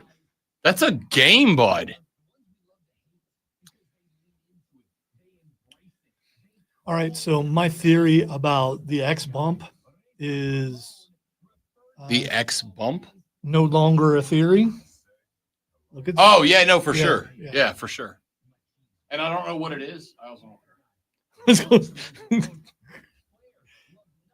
I was pretty sure that was my bump Saturday night, and now seeing it here, I think because that's No, it for sure is. yeah. It for sure is. I pushed him for the decision that he made this weekend multiple weeks ago. I was like, you got to bring it back. And QC in first break. QC in the first break, 10-4. You know, when you sit down in the office after we're done, you're gonna need help getting up. I'm feeling good. I feel good. I feel like I have more energy right now than I usually do at this point in the show. Well, because all your Monster has a place to I get only worked drank out. one. I barely touched this one. I only had one. I honestly Usually it feel just bubbles. Now it's got a way to work it Yeah, out. it's sloshing around in there. I genuinely feel like I've got more energy right now than I used to. I'm Sean Connery all of a sudden. Good morning. Yes, it is, random child. A good morning indeed as we roll into our number 3 of the Rob Brown Show right here on the Fan Upstate. I am Rob Brown, the great one, Lonzo on the ones and twos this morning. We want you to be a part of the show at 844-326-3663. That's the number to call into the show. That's the number to text into the show. Had a couple of days off last week due to an unfortunate death in the family. The wife lost her stepdad, my stepfather-in-law, I guess is the official title, Mr. George Fowler. Here's what I could say. I appreciate him. He welcomed me into the family, put me through the ringer when I met the wife up front. All right, good Southern gentleman, put me through the ringer. Made sure I was worth the time of his stepdaughter. But once I proved myself, was nothing but genuinely kind and compassionate to me. If I needed something, he was there for it. Just a great all-around guy. Unfortunately passed away last Sunday, so I was out Wednesday, Thursday, Friday to spend time with the family and make sure to be a support structure there for them. Love George, great human being, great guy. There for his wife, there for his daughter above all else, which to me is the mark of a great man above all else. And he will be sorely missed. So it took some time out to celebrate and remember him. And I do apologize for those of you that are not on social media that were texting me and tweeting me and Facebooking me over the week going, where the hell are you? That's where I was. I apologize. I appreciate the break. Lonzo and I are back full speed ahead on the show for the remainder of the week. Let's get to it. I'm going to read you the opening salvo of an article that was posted by Ross Dellinger of Yahoo Sports on Sunday. Because I think not only is the content of the story very interesting, I really am intrigued by the way that he opened up this article. Because Ross Dellinger, if I can give him credit for anything, has kind of become the news-breaking voice of college football. And ordinarily, as a journalist, not as a podcaster, as a journalist, I think Ross Dellinger ordinarily, stop me if you disagree, I'm here for it, not really been a guy that leans into being inflammatory or clickbaity when he's reporting news. On his podcast that he does for Yahoo Sports, every now and then he can get into that. But hey, he is a college football broadcaster like us. When you're doing the broadcasting, sometimes you lean into the narrative a little bit. As a reporter, I think he's done a good job of being pretty straight. Listen to this opening to his article, great one, and then I want your knee-jerk reaction to it. Quote, last spring, during intense and at times heated negotiations over the future of the college football playoff, leaders of the Big Ten and SEC threatened to create their own postseason system if they were not granted a majority of CFP revenue and full authority over the playoff format. In the end, executives of the 10 FBS leagues and Notre Dame signed a memorandum of understanding handing control over to college football's two richest conferences. Soon, they are expected to exercise that control, end quote. Before I get into what the expectations of exercising that control are, great one, you're a Big Ten guy. We're in split SEC-ACC territory. What is your reaction from that salvo from a guy in Ross Dellinger that I think largely as a reporter is not super inflammatory? That to me is a big time set of words. Yeah, but it's not surprising because we've been talking about for a couple years now about as the Big Ten and SEC have expanded, when you have the best teams and you are the biggest conferences, you're going to have the most power. And if you have that power, eventually you're going to flex. So the fact that they're flexing some, not a surprise at all. The question is, will they and have they won on what they've been trying to get?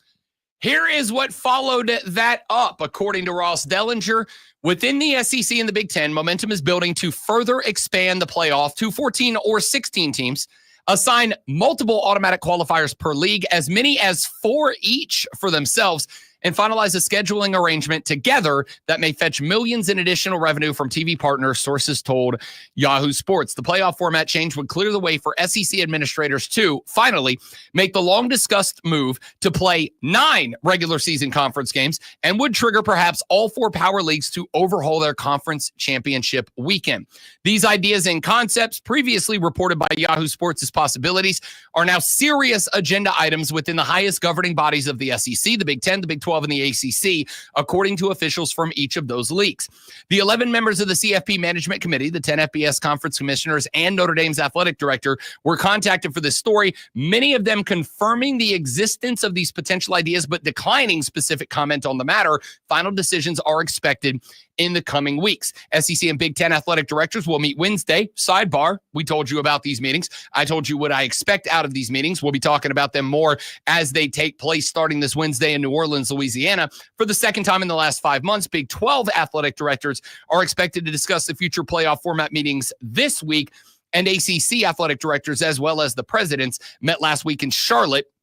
The CFP Management Committee is scheduled to meet February 25th, that is next Tuesday, in Dallas, where the SEC and Big Ten could present ideas for a future format, a consensus recommendation the two leagues may establish this week in New Orleans. So, it is, according to Dellinger, and I am not directly quoting him on this, I am just giving you my interpretation of this article. it seems, it feels, it looks like the possibility of the 4 AQs for the ACC, the 4 AQs for the SEC, the 4 AQs for the Big Ten, and basically everybody else to kind of pick up the scraps is becoming progressively more and more a reality. Effectively, the SEC and the Big Ten will have control of the college football playoffs, and everybody else can just kind of get in where they fit in. The rumor is the ACC will get 2 automatic qualifiers. The Big 12 would get 2 automatic qualifiers. If you're doing the math on that, that's 4 from the SEC, 4 from the Big 10. That's 8. There's 2 from the ACC, 2 from the Big 12. That's 12, meaning we would have either 2 or 4 at-large bids available for everybody else. Here's my thoughts on this as a long-term possibility. You are creating a format by ceding this much control to the SEC and the Big Ten. The golden rule in life is he who has the gold makes the rules. You don't have to like it. That is what it is. The SEC and the Big Ten, if we go through with this proposal, I don't think it kills college football by any stretch of the imagination. In fact, I think, if anything, the games at the top of college football get watched even more, to be honest with you. What I'm worried about is everybody else. I get it. The SEC, the Big Ten are going to be fine. They're throwing enough table scraps to the ACC and to the Big 12 that those 2 conferences will be permitted to exist, which is what it feels like to me. Hey, you're welcome. Thank you, Your Grace, I guess. The ACC and the Big 12 shall bend the knee to the 2 kings of the North and say thank you for allowing our continued existence. Now, well, one of those teams is in the North and the South. You get it. Okay. That was a Game of Thrones reference. Went sideways on me. You get where I was driving, though. Thank you for allowing us to exist in your world. Curtsy. We appreciate it. What about everybody else? What about the Mountain West? What about the Sun Belt, the Fun Belt? What about the MAC? What about the WAC? What about all these other conferences? The answer is I don't really know. I don't really know, because the majority of the money, along with the majority of the college football playoff spots, go into the Big Ten, go into the SEC.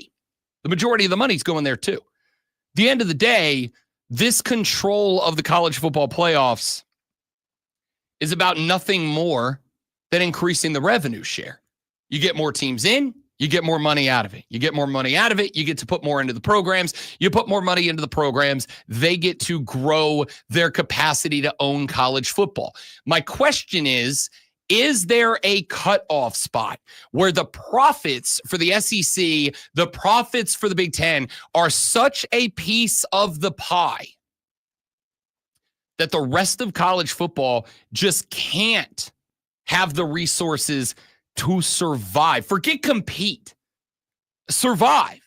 There's still room for the occasional Boise State to win through a minor conference and to get themselves into a playoff spot. There's still room for potentially a third ACC team if they ever have a year like that again, or a third Big 12 team. Last year, the Big 12 looked like it was going to be a genuinely and thoroughly competitive conference. It ended up not being as much as I had hoped that it would. Another discussion for another time. But if they have a year that's the case, and they end up with, a 12-0 team and then 2 11-1 teams, could they get 3? Sure, that's on the table. But the reality is the SEC and the Big Ten are guaranteed 4. And, oh, by the way, could get 5 if they have that kind of year. Whereas the ACC and the Big 12 will have to have a great season to get one less team than the SEC and the Big Ten are guaranteed. And so when you have that many teams in from those 2 conferences, which also means that they are going to get the lion's share of the profits that come from being involved in postseason football, my question becomes, on the imaginary graph of profits next to cost required to operate, how many teams will be incapable of reaching whatever that line is? How many years in a row have the SEC and the Big Ten have the final ranking dominated the AP, the coaches poll, the CFP? Oh, most of them. Right. Most of them. Because I'm looking at the last AP top 25 in coaches poll, and it's all Big Ten and SEC most. For sure. For sure. I'm not, listen, the one thing So, you will the not reason hear why- me say reason is why I'm that bringing- they aren't the best Yeah, two conferences. They clearly are. That's what I was going to say. So the best teams are playing in these conferences year after year after year. So I think they have an argument about getting more teams in. But- If you want to see the best football, you want the best teams playing. I don't disagree. But what I would respond with that is then play your way in. Why do I have to guarantee you 8 spots? If you're so much better than everybody else, why do I have to guarantee you half the field? Why can't you just earn half the field? Aren't we a pick yourself up by your bootstraps and earn it country? If the answer to that is yes, then my question is, why is it that we just have to guarantee you half of the field, effectively guaranteeing you half of the revenue? If you are so much the superior product, just have your teams play their way in. So do you think this is going to go through and this is going to happen? Oh, for sure. I was Without a going doubt. to say, so do I. Without a doubt. For the record, this isn't a question of if anymore. It's a question of when. And the answer here is, I don't know. I don't think it's not 2025. It's not this season. Will it be 2026? Here's why these meetings, the SEC Big Ten meeting in New Orleans tomorrow, and then the meetings of the entire CFB coming up next week. Here's why these are interesting. We have already had one spot where everybody else that's not the 2 major conferences have effectively signed a notice of understanding that, yeah, the big 2 get to call the shots, mainly because they have all the power. They have the money. And that's what happens. The golden rule is not treat others as you would have them treat you. The golden rule is who has the gold makes the rules. And here's a fun thing you're going to learn. Nobody with the gold who gets to make the rules. I won't say nobody. Very rarely do the people with the gold who make the rules make rules that make it easier for somebody else to get the gold. Billionaires don't become billionaires by giving away money and power. They do it by hoarding it. That's just how the game works. Okay? So I've said in the past, not to bring philosophy into this, but I don't care. I believe all billionaires are sociopaths. I don't believe you can be a billionaire without being a sociopath. Mark Cuban included. I think you kind of have to be. You got to be willing to step on some throats. You got to be willing to watch other people suffer to become a billionaire. That's the SEC and the Big Ten right now. They are willing to let the rest of college football suffer in order to make sure that they get more. And that's business. That's how the game gets played. I understand it. My question is, how many teams are going to die because of this? This is interesting because remember, at next year's college football playoff meeting, for any changes to happen, it has to be unanimous consent across everybody involved. All 10 conference commissioners plus Notre Dame's athletic director is the primary independent. Everybody has to agree for any change to be made starting in the 2026 CFP meetings. This year, that's not the case. This year, they need, I don't remember if it's a majority or a super majority, but this year they got to have a majority. What's interesting about this is to me, what I think is going to be the quiet conversations, the Cold War that could happen between the SEC and the Big Ten and everybody else, the other 9 parties involved. Because on one hand, everybody else involved could look at the SEC and the Big Ten and be like, look, we understand you've got the power. We understand you've got the goal. We understand you make the rules. But starting next year, it only takes one of us to derail your plans. So you better treat us well this year, or else next year, even if it comes at our own pain and detriment, we'll cast the vote against whatever you're trying to do and it won't get done. And then you will have to fight a battle to get us out or change the rules entirely, in which case everybody will see what you're doing. On the flip side, The SEC and the Big Ten can look at all these other conferences and go, look, as we've just shown you, we have the ability to create a system in which we tolerate your existence. We allow you to exist in our world, and you can keep playing, and you can give yourself a shot. But you better jump on board with what we want to happen. Because if you don't, the next step is making decisions that can eradicate you from this college football existence.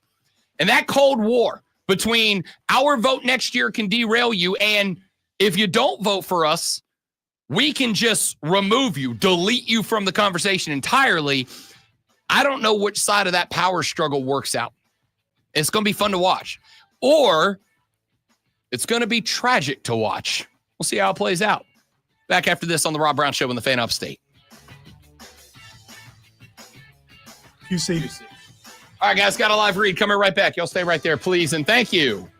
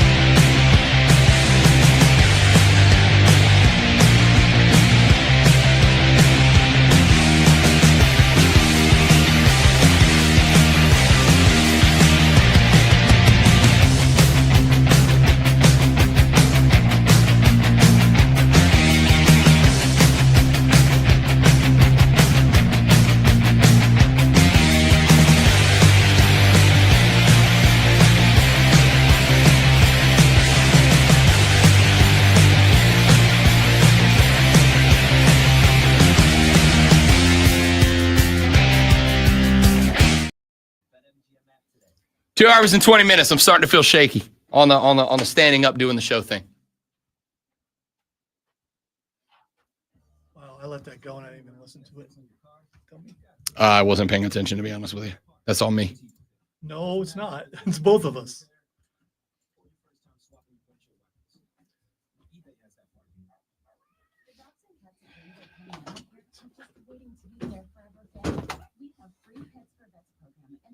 Adoption events regularly.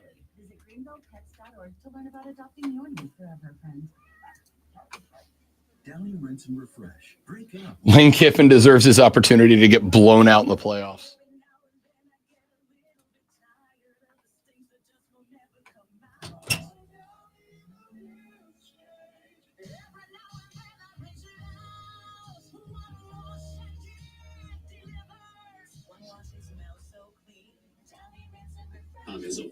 You know what?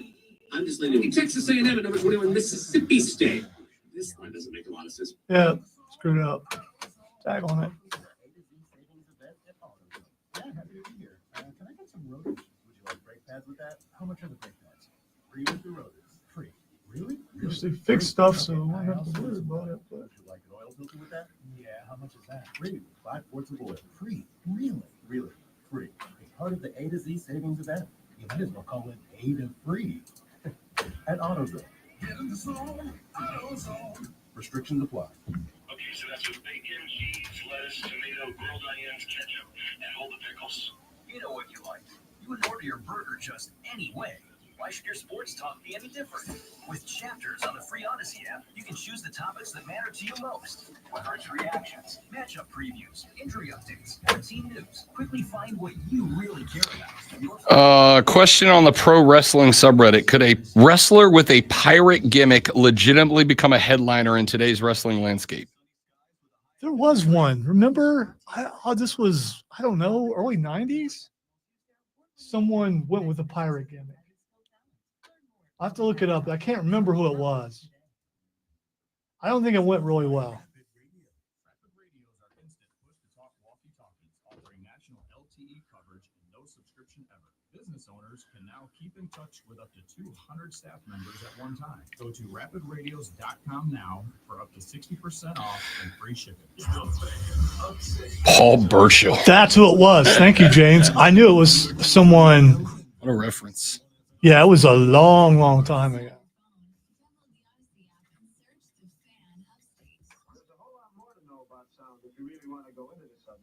Your smart speaker. Just say play 97 The Fan Upstate on your HD radio at WFBC HD3. There's just one more time. And on your computer at The Fan. Upstate.com. No need to check the clock. It's Rob Brown time.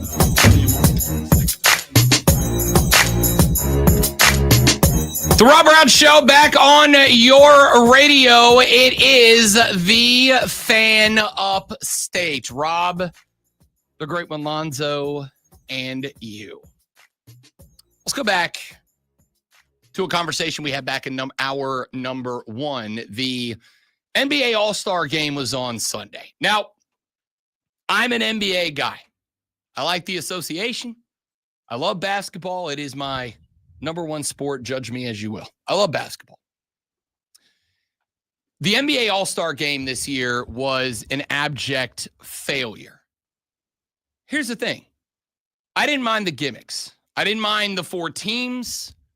I didn't mind the tournament style. I didn't mind the celebrity coaches as you actually went with basketball people.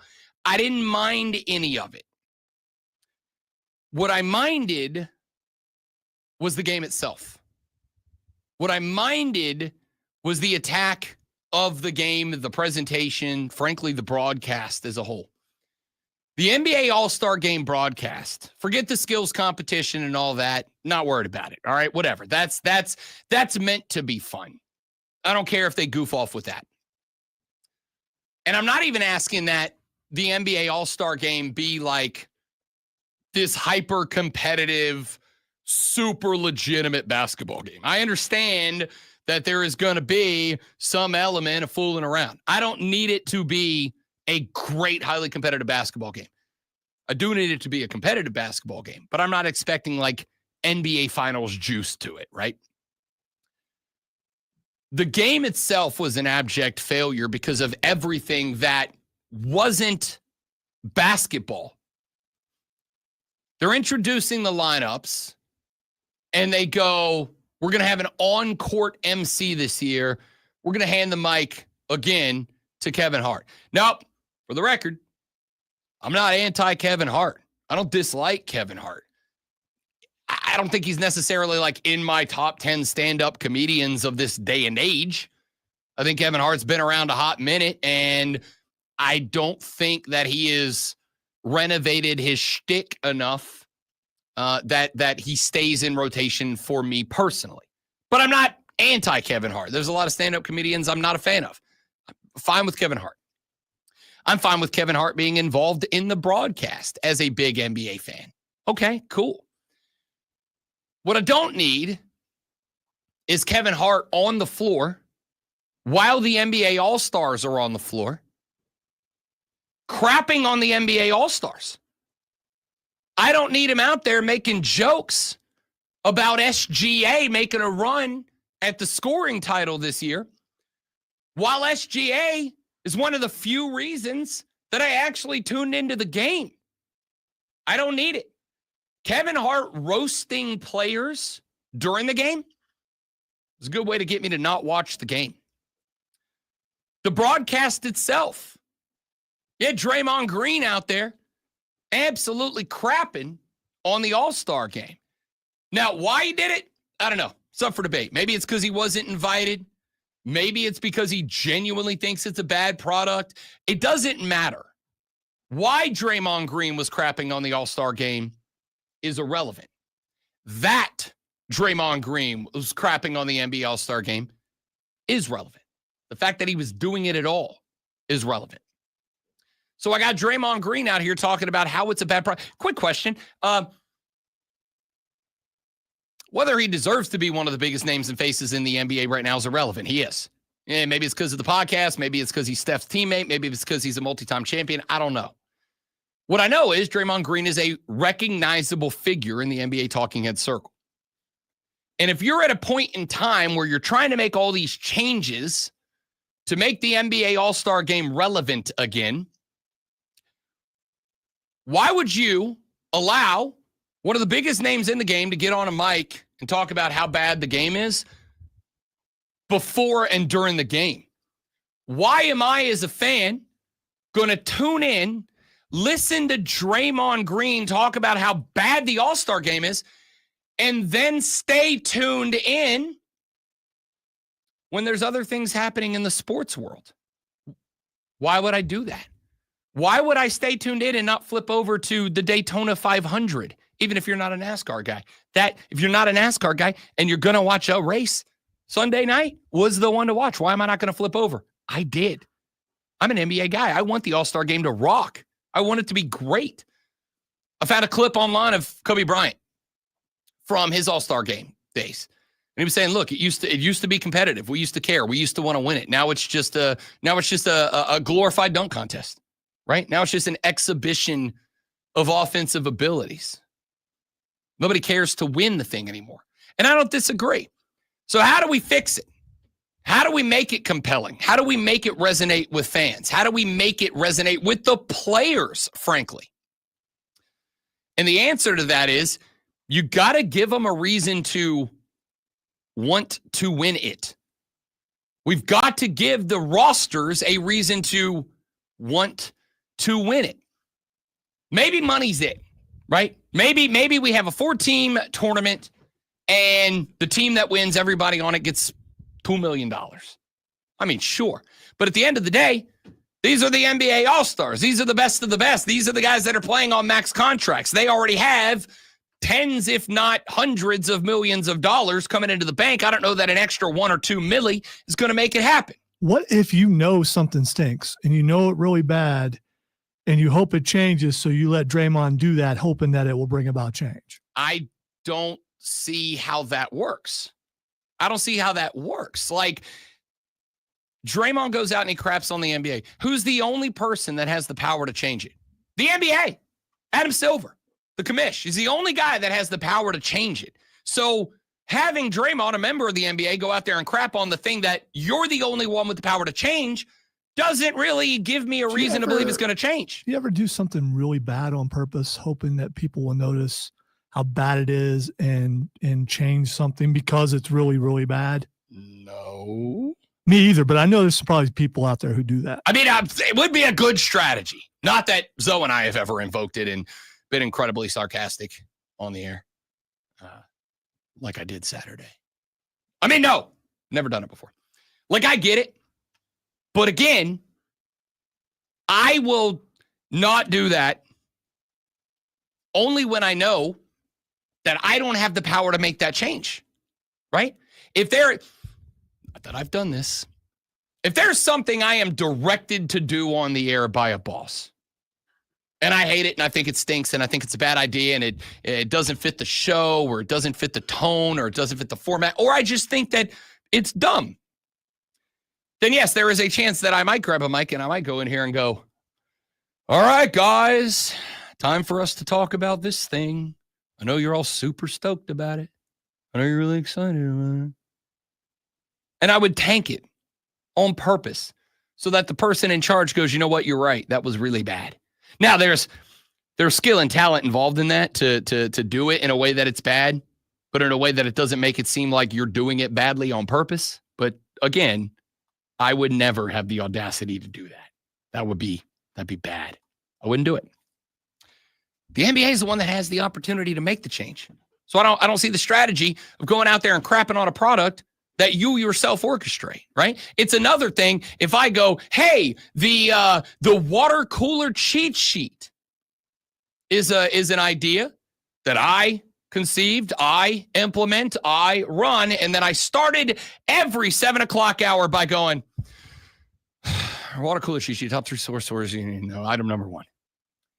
NHL Four Nations face-off, US v Canada championship game. Item number 2. College basketball pulls out. Auburn's number 1 again. Cool. Good job, Tigers. Item number 3. Whatever. I forgot what item number 3 was today. But you get the point, right? I'm the only one that has the power to change that. I pick the topics. I pick the tone. I pick the time. I pick everything about that segment. So if I came in and tanked that segment to make it sound bad, that would be dumb. That'd be dumb.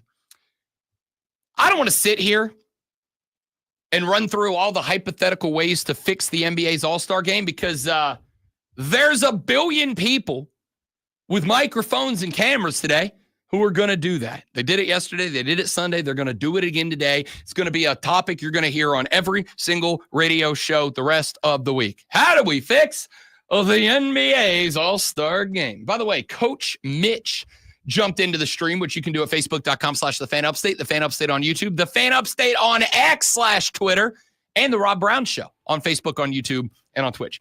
I'm not going to sit here and tell you how to fix the game. I'm just going to tell you, if you don't make it mean something to the players aren't going to play like it means anything to them. Okay?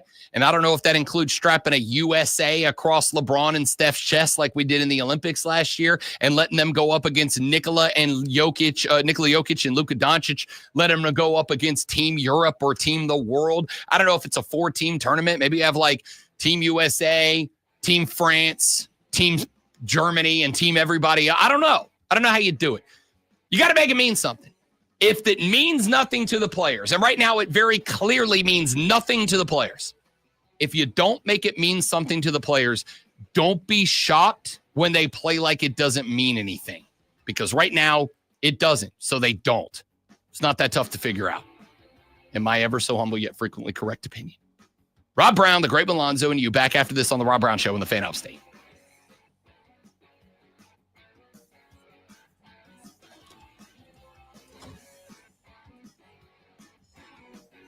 Coach Mitch, I don't disagree. I think Draymond was right in what he said. My issue is not with what Draymond said. My issue is with you can't convince me to watch the game when the people that are part of the league are on the broadcast of the game talking bad about the game. If Draymond Green's sitting there going, this means nothing to me and I think it's dumb, then why in the world should I as a fan stay tuned in when there's something more compelling happening literally anywhere else? It doesn't make sense. All right, y'all stay right there. I'll be right back.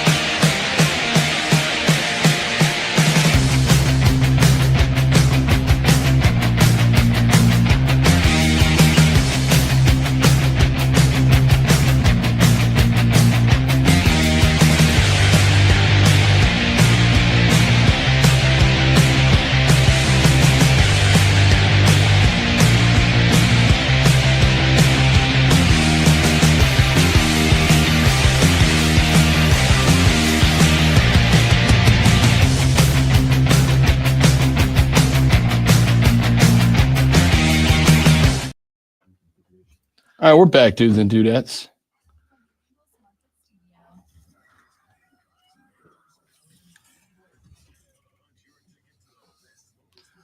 Rob put something on the wall, and what? and it's probably going to fall. So you're going to watch him look over every once in a while. Loud clang.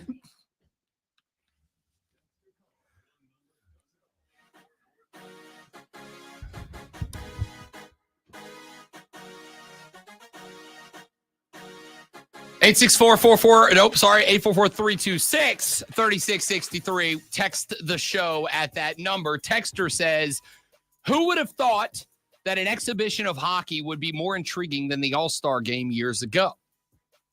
Nobody would have. But as the clip from Kobe that I referenced earlier in the show, which I was unable to record due to some technical issues, so maybe have it tomorrow if this is still a conversation, we'll see. As he pointed out, and I don't even know if I necessarily fully believe him, it just felt like it's true. Kobe said, hey, when I was playing, and this may have just been an old man Kobe take because this was a post-retirement clip. So maybe it was just a get off my lawn clip from Kobe Bryant. I don't know. But Kobe said, we used to want to win this damn thing.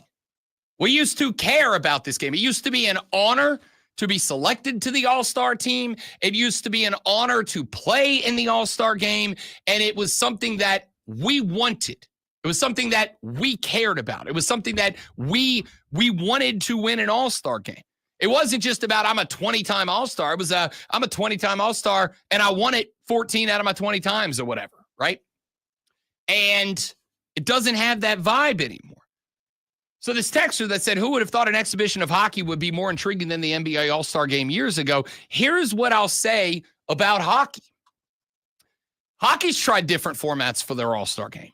They've tried divisional teams. They've tried East and West. They've tried North and South.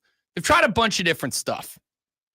There's a reason that this Four Nations face-off has been so damn good. I was on BetMGM tonight last night. This thing organically worked its way into our conversation about 6 different times throughout the course of a 4-hour show. Hockey. There's a reason why. And it kind of coincides with what I was saying at the end of the last segment. It's because it's very evident that the fellas out there carrying the name of their country across the chest want to win it. Team Canada wants to prove that hockey is still Canada's sport and that the USA are the little brothers of North American hockey. Finland and Sweden went out there in this tournament as the upstart plucky underdogs to prove that their countries deserve to be in that conversation. They got hammered by Team USA and Team Canada, but you got to respect the effort of the little dudes showing up and doing what they could do to compete. But I don't think you need any evidence more than the first 9 seconds of Team USA versus Team Canada on Saturday night. 3 fights. The NBA All-Star game, I don't think, holds as much relevance anymore because the boys out there aren't super concerned with winning or losing. I think a big part of the reason why is the fellas out there don't want to get dinged up. Nobody wants to blow an ACL in an all-star game and lose out on dozens, if not hundreds of millions of dollars because you can't come back and you're never the same player. It's a risk. And frankly, if we're being genuinely and intellectually honest about it, playing an all-star game is an unnecessary risk for LeBron James, for Steph Curry, for Anthony Edwards, for Victor Wembanyama, for Chris Paul. It's an unnecessary risk. You can go out there and have a career-altering, potentially ending injury. You could go out there and have any number of issues that could impact your ability to make tens, if not dozens, if not hundreds of millions of dollars for the rest of your career. If we're being honest about it, kind of makes sense not to play in an all-star game. So why is the Four Nations face-off compelling? because they want to win it. Here's 6 hockey players that opened up what is effectively a rivalry game, Team USA versus Team Canada, and were willing to literally get punched in the face, not even playing the game, right? Like, if we're keeping it intellectually honest, going out there and dropping the gloves 3 seconds and then 6 seconds and then 9 seconds into a game is complete, even if you want to win the game, is completely unnecessary. But hockey's a different breed of sport. Hockey's a game that I would say maybe more than, not maybe, hockey's a game that more than basketball, more than any game except maybe like rugby and American football. You want to establish physical dominance and you want to do it right out of the gate. Now, with NFL football, with college football, with rugby, you do that by being physically stronger in the game itself. You do that by having your O-line blow the D-line off the ball. You do that by having Derrick Henry run through somebody's damn chest. That's how you do it in football. In hockey, you quite literally punch the other guy in the face. These guys wanted to win this glorified hockey exhibition that replaced the NHL All-Star Game so bad that in order to establish their dominance on the ice, we had 3 fights in 9 seconds, completely unrelated to winning the hockey game, where guys in the Stars and Stripes and guys in the Maple Leafs wanted to go punch an opponent in the face to establish that they were the more physically dominant hockey team, and then hope that that translated into the game itself. How do we get the guys in the NBA All-Star Game to care about the NBA All-Star Game the way that the guys in this 4-nation face-off care about winning the 4 Nations face-off? I don't know. I don't know what the answer is. Is it possible that you just emulate it? That the NBA All-Star Game from this point forward is Team USA versus Team the rest of the world? Do we keep it a 4-team tournament and we do like Team USA, Team Canada, Team South America, and Team Europe? I don't know. I think it's hard to do that because obviously you have far fewer guys available in the NBA All-Star games. Or do, instead of having a traditional All-Star selection, instead of having a traditional, it's just these guys based on media votes, player votes, coaches votes, fan votes, these are the All-Stars. Do we go, we're going to take, I don't know, the best 10 North American players, the best 10 American players, the best 10 South American players, the best 10 European players, and the best 10, whatever, Canadian players. I don't know. Do we change the selection process and come up with a different way to get teams? I don't know what the answer is. I think there's a lot of different possibilities that are in play for the NBA. But I think you got to do something. The reason that we are talking about the 4 Nations face-off, y'all, we're in Greenville, South Carolina. We're in Spartanburg, South Carolina. Hockey ain't exactly the bread and butter down here, all right? We got the Greenville Swamp Rabbits. They're packing $4 or $5 grand into an arena on a Wednesday afternoon for a little hockey. I'm not saying it's nothing because, again, we're a growing transplant community. There's a bunch of Zohios down here that are bringing their love of hockey, so it is a growing sport in the upstate, but it ain't the bread and butter. And yet, on our text line this morning, I've got, who would have thought exhibition hockey would be more? I've got, Rob, why aren't you talking 4 Nations face-off? I've got bleep Canada 4 times on our text line this morning. Just straight up Canada, South Park style. Why?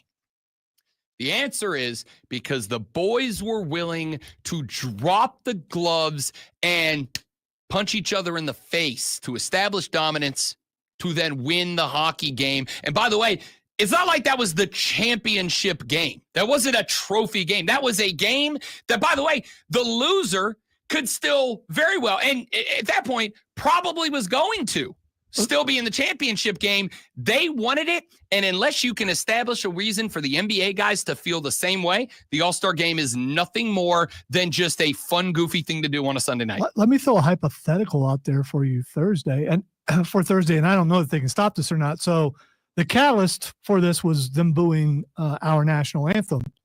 Will they try to find a way to not let that happen so the Canada boys don't get their butts whipped again? So like not playing the national anthem so they don't boo, so our guys don't go out and punch them in the face?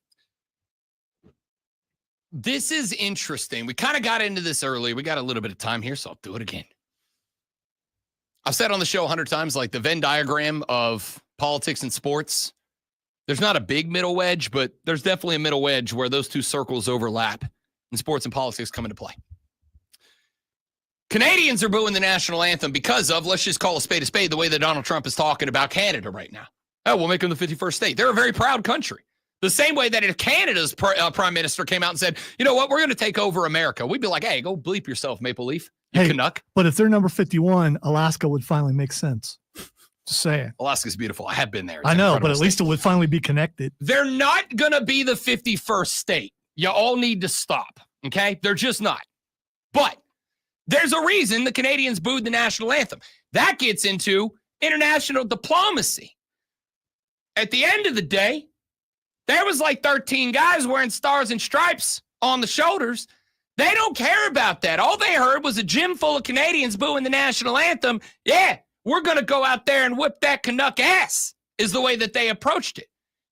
That's where that emotion came from, and it translated to 3 fights in 9 seconds and then a damn good hockey game the rest of the ride. Hell, if I'm the NHL running the Four Nations Classic, are you kidding me? Not only am I playing the American national anthem, I'm turning the volume down so the Canuck boos are even louder to fire it up more, because here's the reality.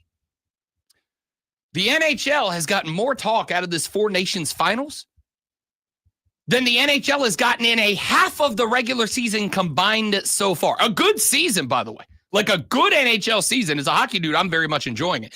They've had more talk in the last 4 days than they've had in the last 80 days combined. They're going to lean into that. But do you know what the result of that is? Players for Team USA that care. Players from Canada that care. 2 teams of players that care.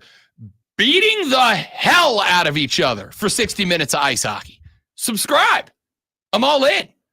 The NBA gave me 4 teams of 8, 3 teams of 8, 2 teams of 8 dudes, 2 teams of 7 dudes who were like, hey, I got nothing better to do on a Sunday.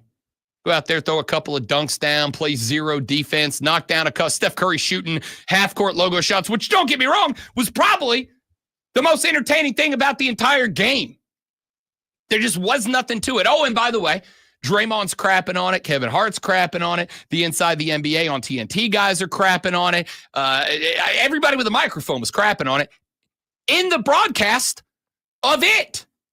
So I got everybody over here in charge of talking to me about this game, crapping on the game, and then 32 dudes that very clearly are like, whatever, I'm here. I might as well have a little fun. And then over here, I got a dozen dudes that are willing to get punched in the face, not to win the game, but to just set the tone for the game. Which one of those 2 things is more compelling? This isn't hard to figure out. Give me an all-star game where the guys want to win it, and I'll watch it. Give me an all-star game where Draymond and Kevin Hart aren't crapping on the players in the game, and I'll watch it. I've already told the wife, Thursday's our date night. We go out to a wine house. We get a nice Chardonnay. I'm a Cabernet guy. Sip a couple of glasses of wine. Listen to a young lady play some classical music on the piano while I eat a fine selection of cheese and crackers. And we do a date night. And I said, babe, I'm very sorry. We got to move our date night this week because Team USA and Team Canada are going to beat the ever-loving hell out of each other, and there is no way I can miss it. She's like, oh, because you got to talk about it on the show. I'm like, no, I may never bring this game up on the radio again. I got to watch it because I'm a sports fan, and these boys are beating the crap out of each other because they want to win this game. It's sports at its best. NBA, Adam Silver, figure out how to make your All-Star game look like this exhibition for which there are no prizes, there are no points, there is nothing more than pride in the name on the front of the jersey, not the back, and we'll all come running back to you. But right now, you ain't got that. And the NHL does. And the NHL has dominated sports talk for a week because of it. And on Thursday night, they'll do it again. You know what else dominates? Lonzo, the airwaves, when he reads sports flashes like this. Looking forward to the 51st state so I can go see Moose without having to have a passport. Who doesn't want to see Moose? South Carolina and Clemson baseball have opened their seasons with a combined 5-1 record. South Carolina went undefeated with 3-0 sweep of Sacred Heart, included a 14-0 7-inning win on Saturday. The Gamecocks put up 27 runs and surrendered only 3. Clemson has opened at 2-1 with a 6-5 win over Oklahoma State and a 16-5 win over Arizona, but took a 15-5 7-inning loss to Ole Miss. Tigers resumed play, hosting the Clemson Baseball Invitations against VCU. I think that's invitational. I have to look that up. VCU Friday and North Carolina A&T Saturday, while South Carolina is on the road at Winthrop tonight and back home against Queens tomorrow. Tune in tomorrow night at 7 as the Furman Paladins take on the Sanford Bulldogs. Furman versus Sanford right here on your home for Furman Paladins basketball. Fan Upstate.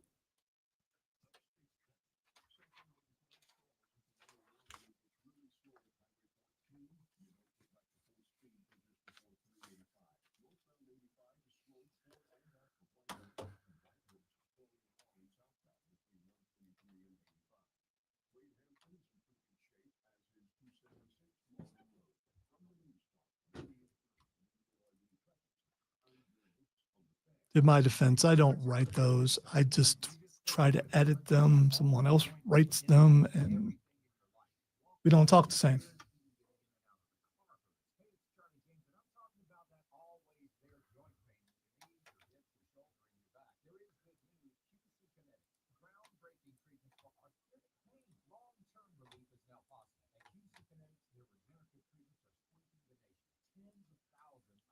I promise I'll do better tomorrow, but I probably won't. So, I mean,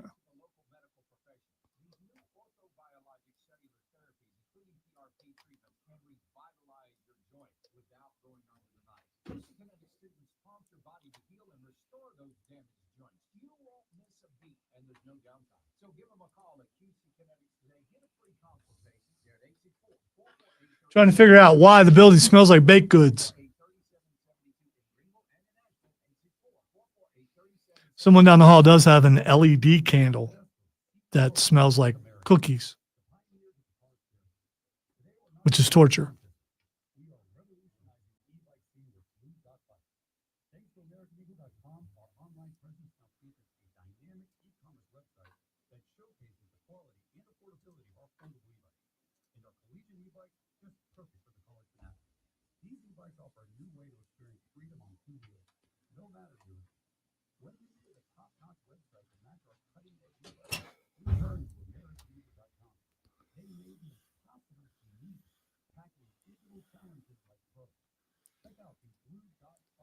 So here in America, I know that they play certain songs when fights break out. What do they play in Canada? Just Rush or maybe some Anne Murray? Rush. Maybe they play Bryan Adams. That would make me want to punch harder.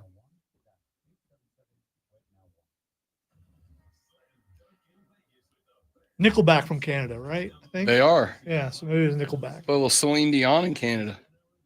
Yeah, all those will. Well, Avril Lavigne. Is she from Canada? Yeah. All right, that could work for fighter stuff. There's some Avril Lavigne songs that go hard. Right, right.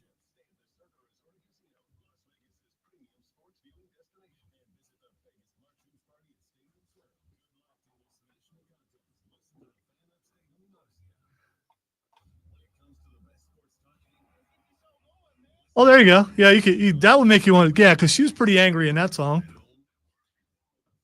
That Dave Coulier. 'Cause I'm here to remind you of the mess you left when you went away. Please do not sing the explicit version. It's not fair to remind you of the cross I bear since you went away. You ought to know. He's been standing for the entire show, Wesley. He's not going to be able to walk tomorrow. Want you to know Stop. that I'm happy for you.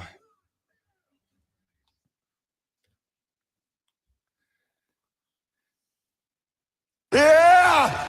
And I want nothing but the best for you both. See, I tried to cancel it out with some LA and it didn't work. I knew he was going to come back with that.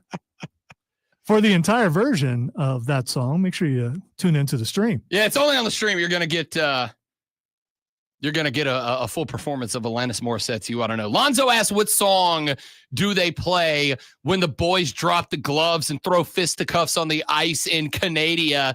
And we were running through like Canadian artists that would fit. My answer: Avril Lavigne had some absolute slappers that could go. And then somebody on the stream, who was it? James said, Alanis Morissette's "You Ought to Know." And "You Ought to Know" is just on that list of songs that if you say "You Ought to Know" by Alanis Morissette, I'm not going to be able to get it out of my head until I sing it. All right? I'm just not. It's better than that song that was in your head earlier. So, I mean, there's which that. you've now just put back in my head without even saying what it is. You guys remember the Waltons? How many of y'all are old enough to remember the Waltons? Good night, Jim Bob. The mom-in-law, Mary Ellen. when the stepfather-in-law, who passed away last week, which is why I was out last week. Shout out George Fowler, who was an incredible human being who was nothing but, scratch that. After he put me through the paces to make sure I was worth his daughter, which I was, obviously. After he put me the paces, after he gave me the test to make sure I was a worthwhile gentleman, which, again, obviously. George Fowler was nothing but kind and compassionate and giving. And what, if the wife or I needed something, he was there. The ultimate mark of a man is how he takes care of the people around him. The ultimate mark of a man is how he cares for the people that surround him. The ultimate mark of a man is how he provides for the people that depend on him. And George Fowler was all of those things in spades. R.I.P. He will be missed.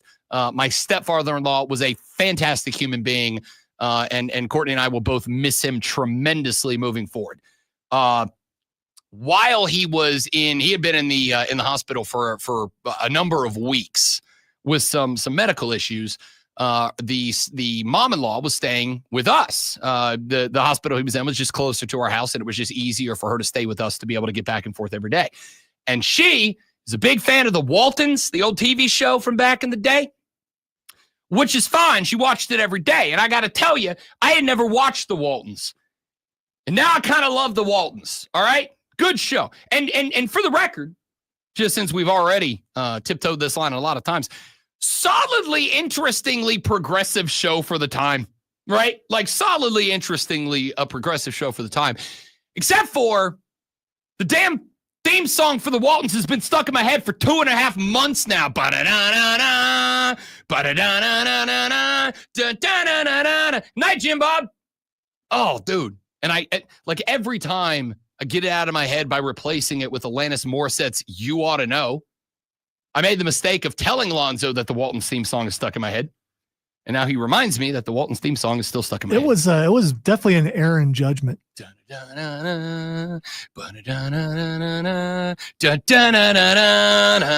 already added it to my Spotify so it can just, randomly show up in the office. Do you believe in that thing where, like, if you get an earbug, if you get that song that's stuck in your head, the only way to get it out is to listen to that song? No, I don't believe that works. I don't either. You know how I know that? The damn Walton theme song. It's on my Spotify. It's literally the last video I played on my YouTube because I listened to it on the drive in this morning because I woke up and I took a shower and I threw on the jeans and the hoodie. And as I was getting ready to leave, I'm packing up my backpack, right? putting the laptop in, putting the tablet of truth in, putting it all in, and sling the backpack over the shoulder. And there was a scene in the last episode of The Waltons that I watched like 2 days ago where Jim Bob is getting ready to go off to college. And he slings a backpack over his shoulder. As soon as I did that, I was like, oh, it's like Jim Bob going to college. Ba-da-da-da-da, in my head again. Can't listen to it on the I listened to a TV show theme song about life in the Appalachian foothills in the 1930s that aired in, I assume, like the 1960s. I don't even know when the show was on TV. But the theme song from that show has been in my head so much that yesterday I listened to the DuckTales theme song because I don't know if there's a theme song that is more capable of being stuck in your head than here in Duckburg. Race cars, trains, and aeroplanes. It's a duck blur. We'll solve a mystery or rewrite history. DuckTales. Half of you did it. Half of you did it, and you know you did it. And it's going to be in your head the rest of the day. And even after listening to that theme song, I can't get the damn Walton's theme song out of my head. I listen to other songs that have like a do, like, you know, one of those like repeatable phrases to them, trying to get that stuck in there and said, you know how bad it is to have a song stuck in your head for so long that you actively try to find other songs to get stuck in your head to take that one out? That's where I'm at right now. And I can't shake it. I can't make it stop. It's just, I'm at the point where I feel like I know. Like, you know how the like obsessive compulsive people, like people who genuinely have to get help because they can't get weird thoughts and stuff out of their head. Like, I feel like that because of a TV theme song for a show that hasn't been on the air in, I don't know, half a century, coming up on an actual century. Like, I don't know what to do. I don't know what to do. James said, life is like a hurricane. It's a duck blur. Woo-hoo. And that's not strong enough to get the Waltons theme song out of my head. Those of you that watch the Waltons, those of you that are of that generation and have tolerated me long enough to get to the point where you listen to me talk about the Waltons, yeah, listen to this. Tell me it doesn't get stuck in your head. If you're on the stream and you can't hear it, I'm sorry. But for the rest of you, enjoy. Got a nice little intro, good acoustic, little picking and grinning, and then this. Da da da da da da da da da da da da. What horned instrument is that? I assume it's a trumpet, right? All right, you got the random Awooga car horn in there.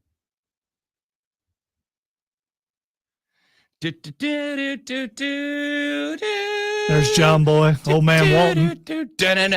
I also love that Grandpa is just Grandpa. It's like actor's name as Grandpa. Not a name. They don't give him a name. It's not like Grandpa Mac, Grandpa Billy Bob, Grandpa Jimmy John. No. Just Grandpa. Just Grandpa. It's going to be in your head the rest of the day. And especially if you watch this show. If you watched it, if it was a part of your makeup at any point, you're old enough that you watch this show, or maybe you're one of these people that like stuck around and you watched it back in the Nick at Night days, back when Nick at Night showed shows from when I was not born, and now they show shows from when I was born. Now they're showing shows from when I was an adult as throwback TV. It kind of hurts my feelings a little bit. That's okay. James said nothing the Dukes of Hazzard theme won't fix. Buddy, I've tried it all. That right there. It just pinging around the head. I can't make it. All right, so I have shared that with everyone so it can be stuck in their head too, and blame Rob when that happens. It wasn't me. It was Rob.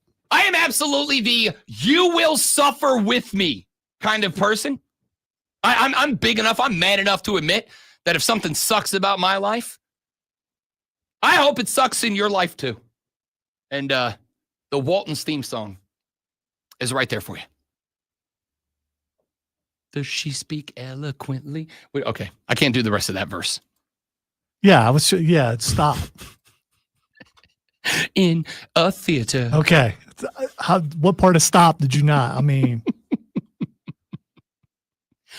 all right. We've been about just going out on a date. Does she go to a movie with you? That's obviously. All. Yeah.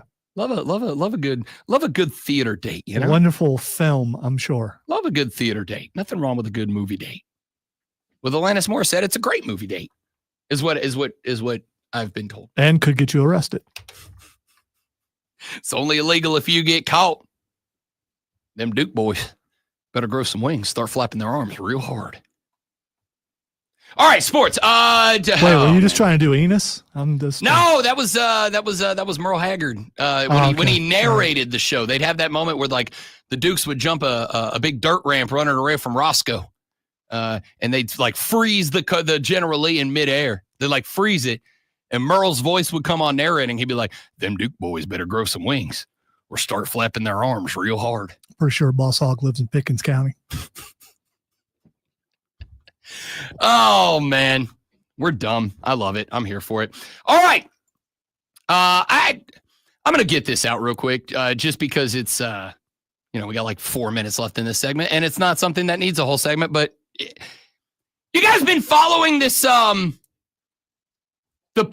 fallout of the Luka Doncic trade? It's fantastic. The Mavericks are just melting down as an organization. They have kicked fans out of the arena, paying customers who bought tickets to come see their garbage basketball team play, have kicked them out of the arena for having the audacity of calling for the firing of the GM who just pulled off, again, perhaps the worst trade in the history of the NBA. Maybe sports as a whole.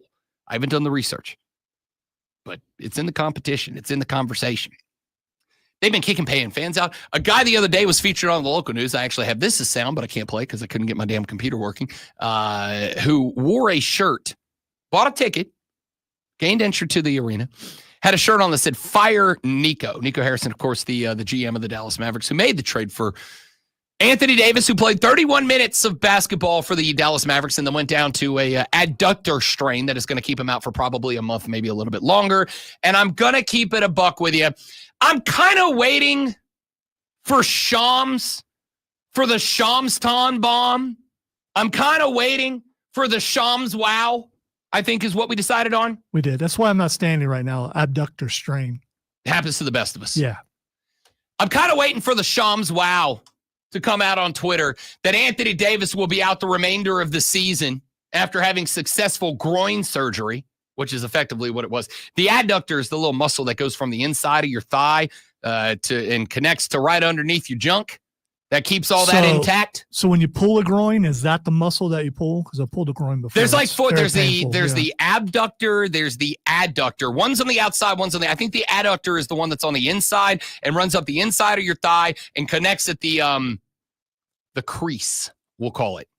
Big hockey guy today. The crease. So I'm waiting for the. I'm waiting for the announcement. The Shams wow that AD is going to be out for the remainder of the year after having successful surgery to repair whatever it was that broke in his groin.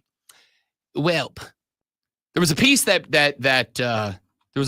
got dropped this past weekend in the New York Times, which is really interesting because apparently part of the reason that Nico Harrison moved on from Luka Doncic was that he was, and I'm using the word that the New York Times used, a Dallas Mavericks executive,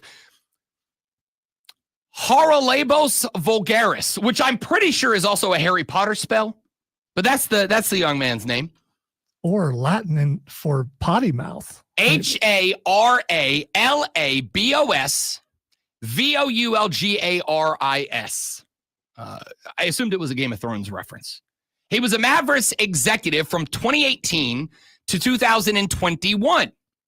And he is quoted by the New York Times as saying, and I quote, "Every person who worked at the Mavericks except for me was terrified of this guy," talking about Luka Doncic. In the article, they say, quote, "Questions about the organization's ability to hold Doncic accountable followed." Quote, "Management unsuccessfully pushed him to get into better shape even as he dominated the league, averaging at least 27 points, at least 8 boards, and at least 8 assists during each of the 5 seasons following his first in the NBA. Doncic controlled more day-to-day decisions than the average player does, such as practice schedules. Those superstars on other teams receive similar treatment." According to the New York Times article, and according to Vulgaris, Doncic, who joined the Mavericks in 2018, and I quote from the article, quote, "presented a different type of mentality from Kobe Bryant. Doncic drinks beer and smokes a hookah, neither of which is atypical for a 25-year-old, but those behaviors didn't fit in Harrison's mold. That's dumb. Not the beer drinking and the hookah smoking, because me too, Luca. Me too. I'm a big fan of a good hookah bar, and I truly believe that a good IPA is one of life's great pleasures. All right? I love a good beer. Love good hookah. Luka Doncic, even if he had the worst mentality in basketball history, was giving you 27, 8, and 8 as an average. As an average. I got to tell you, there's a lot of guys in the NBA that have awesome basketball mentalities. Win or die. I'm giving you everything I got. First in the gym, last to leave. I'm bulldogging everything. I'm getting on the ground, getting dirty, slapping the floor, playing defense. If there's a turnover available, I will sacrifice my body to get it. And you know what those guys do? They don't average 27, 8, and 8. I don't care if who was it? I think it was Ryan Russillo that said last week on the show, I don't care if the man comes down the court dribbling the ball, smoking a cigarette, and drinking a 40. Sign him to the Supermax. Yeah. 27, 8, and 8 as an average. Who's got bad mentality? Okay. 27, 8, and 8. Like, I'm not a believer in, if a player's great, they should be able to get away with anything. I believe that a player has to play within the mentality of the franchise. I also understand that if you want to win, a guy who goes 27, 8, and 8 is a really, really good guy to help you out with that objective. And if the worst I got to do is move a practice around so that he can get to the hookah bar in time, all right, this ain't high school ball. I'm not trying to teach this kid life lessons. I'm not trying to teach this kid how to be a productive member of society. He's a basketball player in a professional basketball league. If a kid on your high school basketball team goes, Coach, I can't do practice from 3 to 5 because I got to go on a date with my girlfriend. You go, hey, kid, you get to make a decision. Do you want to be on this basketball team or don't you? You're teaching life lessons about accountability and being a good teammate. You're teaching life lessons to a high school kid. Luka Doncic was a 25-year-old NBA player averaging 27, 8, and 8, and you let him go because he liked to smoke a hookah, drink a beer, and he didn't always practice real hard. I got news for you. Some guys don't have to practice hard to go average 27, 8, and 8. And you let him go for Anthony Davis, who you have so far, 3 weeks later, you've received 31 minutes of action, and we're all waiting for the drop of the Shams wow that he is unavailable for the remainder of the season because he smokes a hookah and drinks a beer. Great job, Dallas. Great job. I've never been mad at a franchise for making a move they thought was going to be better. Here's the problem. If anybody in that organization thinks this move made you better, anybody in that building thinks this move made you better, the fans are right. You should be fired immediately because it didn't. 27, 8, and 8. Back after this on the Rob Brown Show on the Fan Upstate.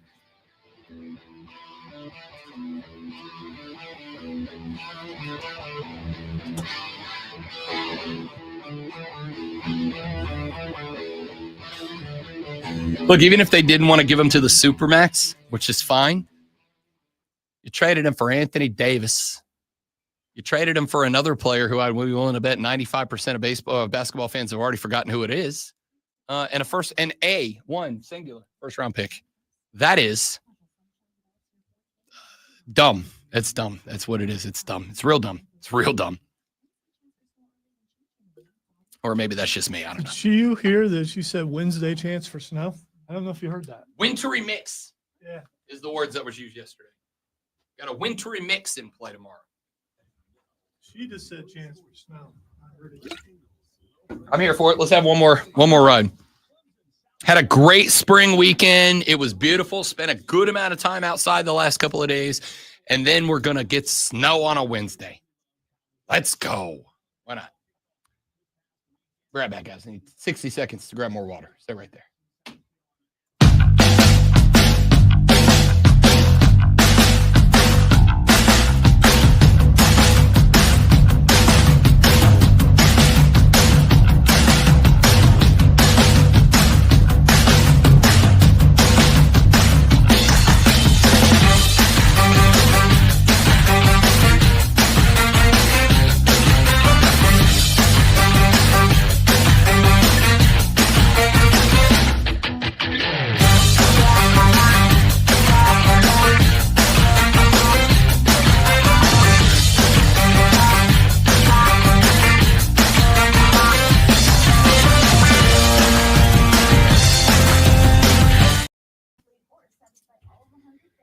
your life. Low prices, love this series. You don't hear the radio ads about the IRS. They tell you to be afraid, to be scared, and they can frighten you into calling. I'm not here to do that. Tax Relief Advocates is different. TRA is here to tell you that if you owe money to the IRS, whether it's $5,000, $50,000, or $500,000, we have a solution. It doesn't matter if you're sitting in your car, at work, or with your kids. No matter where you are, call now. 800-497-8091. Don't lose hope. TRA can eliminate or reduce what you Did you see this email about thermostats? Did not. Read it. It's hilarious. I may not have gotten it. I don't look like I've gotten any emails. Team, please stop moving the thermostat, specifically the one in the downstairs conference room, to 62 degrees. We accomplish a lot of great things here, but creating meat lockers isn't one of them. Thanks so much. Oh, there we go. Now I had to refresh. Incredible. She ain't never been in a meat locker. Also incredible that I have to read that email when it is like 78 degrees in the studio. It's not 78. I in wouldn't. here. No, it's not. But it ain't it's cold. It's probably like 72. The thermometer's right there. Do you know how? I mean, 74. okay. I'm going to go with it's on its way down because it was warmer this morning. First hour of the show, it was friggin' hot here. You were also dancing. That's also true. I was shadow boxing the first segment of the show. Just a quick reminder, when you throw the jab, it's on the front foot. When you throw a hook, cross, or straight with the right, you're pushing off the back foot. When you are punching, you should be moving towards your target, like your whole body. A hook where your body's not moving is just a jab with your strong hand. See, I wouldn't punch anymore. I just would throw my whole body because, you know, you get hit with this, it's going to hurt. Alonzo gets in a bar fight. He's starting into the 3-point stance. Well, yeah. Why not? See, I was at the end. If they're going to punch me, And I they're going to punch me in the preferred- top of my I head. preferred a So 4-point stance off the edge. My coaches hated it, but I felt like I generated more forward momentum. I was able to get more weight forward, just get up under the we block. played like it was a 5-2.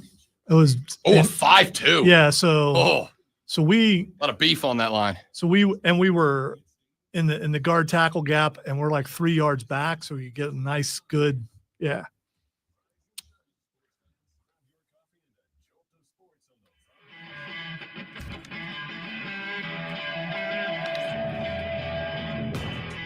Rolling through the final hour of the radio broadcast. It is the Rob Brown Show. It is the Fan Upstate. Rob Brown, the Great One, Lonzo with you 6 till 10 a.m. every single weekday morning right here on the Fan Upstate. I found this conversation very interesting. Stop it, not yet. Relax. One Trevor Lawrence was on Up in Adams. I forgot Kay Adams' show name. I never forget Kay Adams, though. What up, Kay Bay? You the best. TL16 was on Kay Adams' show over the weekend. And TL16 made a pitch. Who knows what's going to happen? T's awesome. We have a history for sure. So that guy is. No matter where he goes, obviously, I'd love to be throwing to him again. But no matter where he goes, he's going to be a star. He already is, and I know Cincinnati wants to keep him. So Joe's been putting the pressure on him over there. You got to recruit Trevor. You got to. What's your best pitch? You got to recruit him. What's my best pitch? Yeah. Well, I think he would. Obviously, I'm sure he's got the relationship with Joe. Like, if everything goes well, I'm sure he wouldn't want to leave. But if that wasn't the case, I think I would definitely be up next as far as T and our relationship and what we've done in the past. And we played together for 2 years, had a lot of success in college, and we could definitely do that again. And Jacksonville, who knows? So Trevor Lawrence makes a pitch for T. Higgins. That's not the interesting thing. That's obviously expected. Of course he does. Of course, I think just about every quarterback in the National Football League would make a pitch for T. Higgins. Including Bryce Young with the Carolina Panthers. Here's the interesting thing. TL16 makes the pitch for T. Higgins to leave Cincinnati, come down to Jayville, and run back a very dynamic 1-2 punch from the Clemson Tiger days back in the days. And within an hour and a half, Shefty drops the report that the Cincinnati Bengals are going to hit T. Higgins with a second franchise tag. They're going to tag him again to keep him in Cincinnati. Took a couple of things away from this. Number one, Cincinnati's terrified that T. Higgins absolutely wants out. They're like, sorry, buddy, CBA, we can strong arm you into staying here with Joey B. We're going to pay you for it. Average of the top 5 salaries, and the top 5 wide receiver salaries are going up because Debo is getting traded somewhere from San Francisco, and wherever he goes, he's going to sign an extension, and it's going to be for like a lot of money, like a lot of money. So T. Higgins about to get paid to stay with Joey B. The second thing that I find interesting about this is that there's something wrong with the Cincinnati Bengals.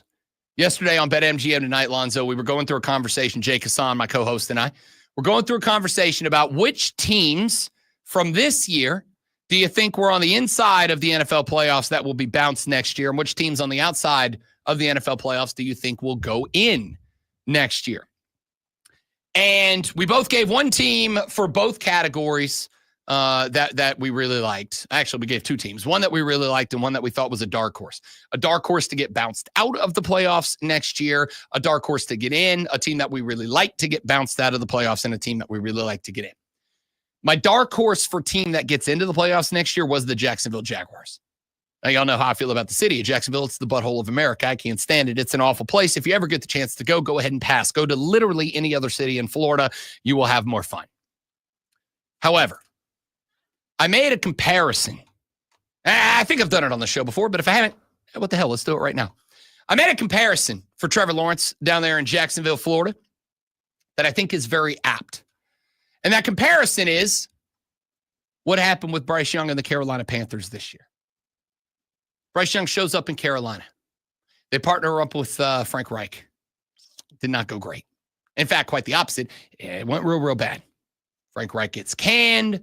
They go with Chris Tabor, the special teams coach, becomes the interim head coach. Bryce Young has 2 head coaches in his first year. He ends up with Dave Canales to start off year number 2. 3 head coaches in less than 2 full seasons of National Football League football. They also move out David Tepper. Yes, man. Scott Fitterer is the GM. They bring in Dan Morgan. Well, I don't necessarily have any hard confirmation to this.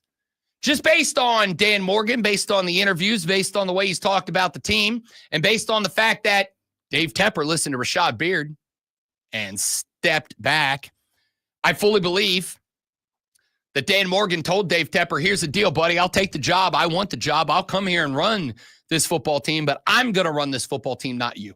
You divest yourself from the football decision-making process. You invest yourself into making this football team successful and profitable, but you let me run the on-the-field product, and we're going to be just fine. And I believe David Tepper listened to him. That's just based on circumstantial outside-looking-in evidence. Let's look down at what Jacksonville, Florida's done. How did that translate to wins? Again, everything exists on a trajectory, on a gradient. That Carolina Panther football team. What the heck is a gradient? Like a gradient. You know, a gradient, like it's red at the top and it's blue at the bottom, and then the color shifts from one to the other. Nowhere in the middle do you say it's red or it's blue. All right. I understand that now. Yeah, a gradient. And the reality for me is there's being a real bad football team. There's being a real good football team. And everybody in the NFL, every football team everywhere exists somewhere on that scale. So the next time you do a graph, we're going to get gradient in there also, because I'm not against it. Okay. I'm not against it. Every team exists somewhere on the gradient between good football team and bad football team. And where they fit on that gradient is like trying to determine on a gradient from red to blue where red stops and where blue starts. I know where it's red up top and I know it's blue at the bottom, but I don't know where in the middle I put my finger and go, this is where it stops being red and starts being blue. It's purple in the middle. That's how colors work, but you get the point. The Carolina Panthers on that gradient entered this year, last season. They entered on the real bad side of things. At the end of the year, I think we would all agree that they were a better football team than they were at the start of the year. Forget wins and losses. They were a better football team at the end of the year than they were at the beginning. Do we disagree with that? So what you're saying is they participated. Were they a better football team at the end of the year than at the beginning of the year? They appeared to be better in spots, but it did not translate the wins, and that's what most people care about. That's fair. But I do think that what is also fair is to say they you were. know who cares about that a lot? People who go to games, people who buy tickets. They really like to see the fact that the team that they're going to go see wins some games. That makes them want to go see them more. Trajectory. You don't go from bottom of the barrel to Super Bowl champion in a day. It's a trajectory. Your Chiefs were garbage for a long time. They were never and then garbage. They trajectoried upwards. They were good and sometimes average, but never garbage. Here's the thing, though. You got to stop doing that. Yeah, no, I realize what that looked like. So that's switched it to one finger trajectory. You're going to get canceled. I'm going to get Elon. You are going to get Elon. So in this trajectory that you're talking about, at what point do wins come into play? Because you're pointing upwards, which would mean that it's going to get better and better and go higher and higher and higher. Record next year for the upward trajectory, because you said next year is still not the year, it's the year after, right? Yep. So next year, 7 wins? I think 7's in play. Okay. I think All 8's right. in play. Okay. I think being above 500's in play next year. So now wait. All that trajectory means you'd be in line to actually win the South. We still got free agency. We still got the NFL draft. We still got to see what injuries come in and go out as far as spring ball and then camp in the fall. There is so the trajectory could dip, is what you're saying. Sure. Like hit That's a how rut. trajectories work. Okay. That's how vectors work. It could level off for a little bit 100%. and then head back up. 100%. Could also dip down and go downwards for a minute and come back up. We'll see. The point here is, in order to establish an upward trajectory, which I believe, Rashad Beard believes, the Carolina Panthers are on right now, they had to make some changes. They had to get rid of Scott Fitterer, the yes man for David Tepper. They had to get rid of Frank Reich and his coaching staff, a coaching staff that just did not have the chutzpah to be good. They had to go get Dan Morgan, a GM who said, yes, Tep, I'll take over the team, but you got to get the hell out of the way, and made him do it. And they went and got Dave Canales, a guy who has proven over the past couple of spots as an OC that he understands how to not just work with a quarterback, but how to massage his offense to fit the quarterback, not massage the quarterback to fit the offense. I think those things happened. I think Carolina's trajectory is up. Poor choice of words. I wish you wouldn't have used them. Well, he's not a kicker, so we're good. Or an owner. Or an owner. So. Or a quarterback. Or a quarterback. How many? Wait a minute, he is a quarterback. How many first round picks does he is a quarterback, right? How many first round picks does Cleveland send into Baltimore? I don't know. So back to Trevor Lawrence. Yep. What if he's just what he is? What if this is all he's ever going to be in the NFL? What if it has nothing to do with coaching? What if it has to do with his talent having plateaued? Directly the point that I was driving at here. Well, the conversational foundation I was driving at here. I look at the Jacksonville Jaguars. They bring in Liam Cohen as their new HC. He was the OC that replaced Dave Canales. Duval. In fairness, he did correct it the next day. He did lean in with a very from the gut Duval. It's too late. The internet it was forever. Too late. You're not wrong. In fact, yesterday, out of nowhere, Hayden Ass Mario producing the show last night dropped a Duval on us when we were having this conversation. You get memed, you stay memed. Sorry, it's how the internet works. Nothing dies. So they bring in an OC who, yes, for 1 year, took what Dave Canales did with Baker Mayfield, and he kept that momentum rolling. Tampa Bay Buccaneers win the South. Granted, it's like winning a dumpster diving contest. You might be proud you're still covered in garbage, but you are the champ of the garbage. Good for you. They bring in this guy who's worked with quarterbacks, guy who understands quarterbacks. They also replaced Trent Baalke, who was nothing more than a yes man for Shad Khan for a very long time. We don't know who the GM is yet, which I find very interesting that the combine's like 2 days from now. Not literally. I don't know, it's like next week. But the combine's right around the corner. They don't have a general manager yet. Yesterday, or 2 days ago, Kay made the joke of, hey, Trevor, are you going to have to go to the combine and scout? And you could tell it kind of made him uncomfortable because, maybe. But they made that move. All the things the Jacksonville Jaguars are doing around Trevor Lawrence right now, the same set of things that the Carolina Panthers did around Bryce Young. We saw an not immediate. He sat for a little while. Then he came back. We saw an improvement from Bryce Young. Here's the thing about TL16. We're now going on to what, year 4 at this point? The Urban Meyer excuse is in the back pocket. The Doug Peterson excuse is in the back pocket. You got a coach who works with quarterbacks. You're going to have a GM who is new, who is fresh face, is likely not going to be a Shad Khan yes man, or it would be a mistake if he is. We'll find out. We don't know who the guy is going to be. They got a pool of 5 candidates. 0 of them have ever been a GM before. We'll find out. This is a prove-it year for Trevor Lawrence. You prove it this year, or you prove you're not it. Back after this on the Rob Brown Show in the Fan Upstate.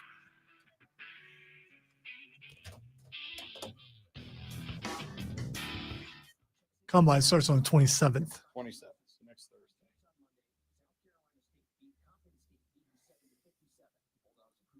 Trent Baalke, who destroyed 2 organizations. That is correct, sir. I have no idea how Trent Baalke made it as long as Trent Baalke made it. Remember how last week I told you that if I don't wake up and stretch my feet out, then I start getting the plantar fasciitis and all that, and it starts to mess with them? That's kicking in right now. Dude, I mean, you've 20 more minutes, buddy. You have won the day. 20 more minutes. Well, it's 24 minutes. But still. No, I'm off the air in 20 minutes. Okay. All right.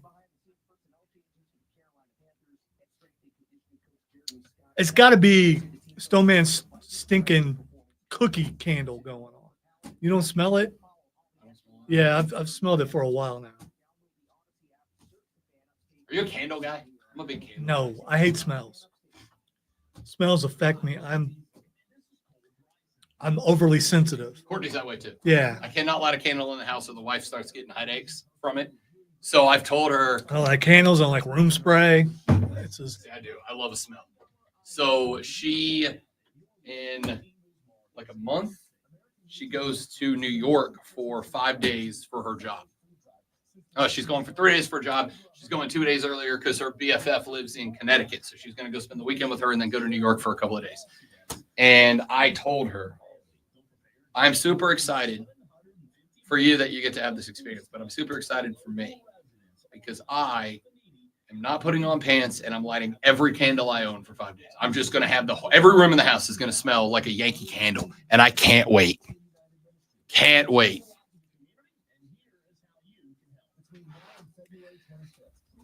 you kill your real dude character anytime you talk about stuff like that. I just want you. Part of being a real dude is accepting that it's okay to like pleasant smells. Why is that bad? Okay. I think anything that you can do that is an enjoyment to your 5 senses is a good thing to do. That'd be like if somebody came to you and was like, you know what, you kill your real dude character when you say that you like music. You'd be like, that's dumb. There's some things you do with your 5 senses that are completely illegal in all the states. Maybe okay in Europe, but not here. So.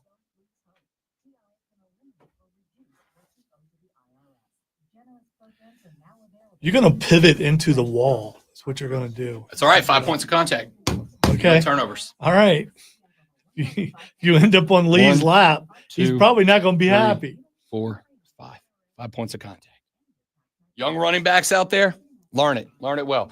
You're going through a scrum. 8 points of contact. Keep that thing covered up. Watch out for that peanut punch. Hold it tight. If you need to practice, remember, you can pick up your baby and carry him around like this.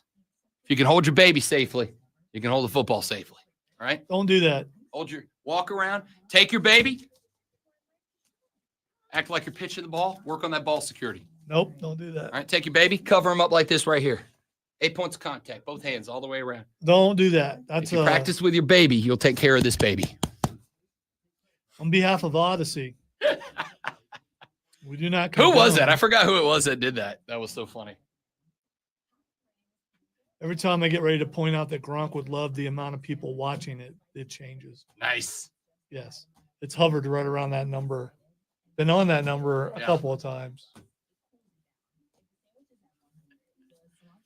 Gronk. He was on Edelman's pod again. And Edelman asked him, do you like Asian food? And Gronk's like, okay, what's Asian food? He explained to him like Chinese food, Japanese food, Korean food, Indian food technically is Asian food. And he goes on and he gives this whole lesson about the countries on the Asian continent and subcontinent and the different countries and what type of food they have. And Gronk, he stops and Gronk looks at him and he's like, is orange chicken Asian food? Because I like that. It's like, God, you're so dumb and I'm so here for it. So here how for many it. F-bombs did he drop while he was pointing out all that stuff? I only saw one social media clip and none in it, Oh, okay. but either way, it was hilarious.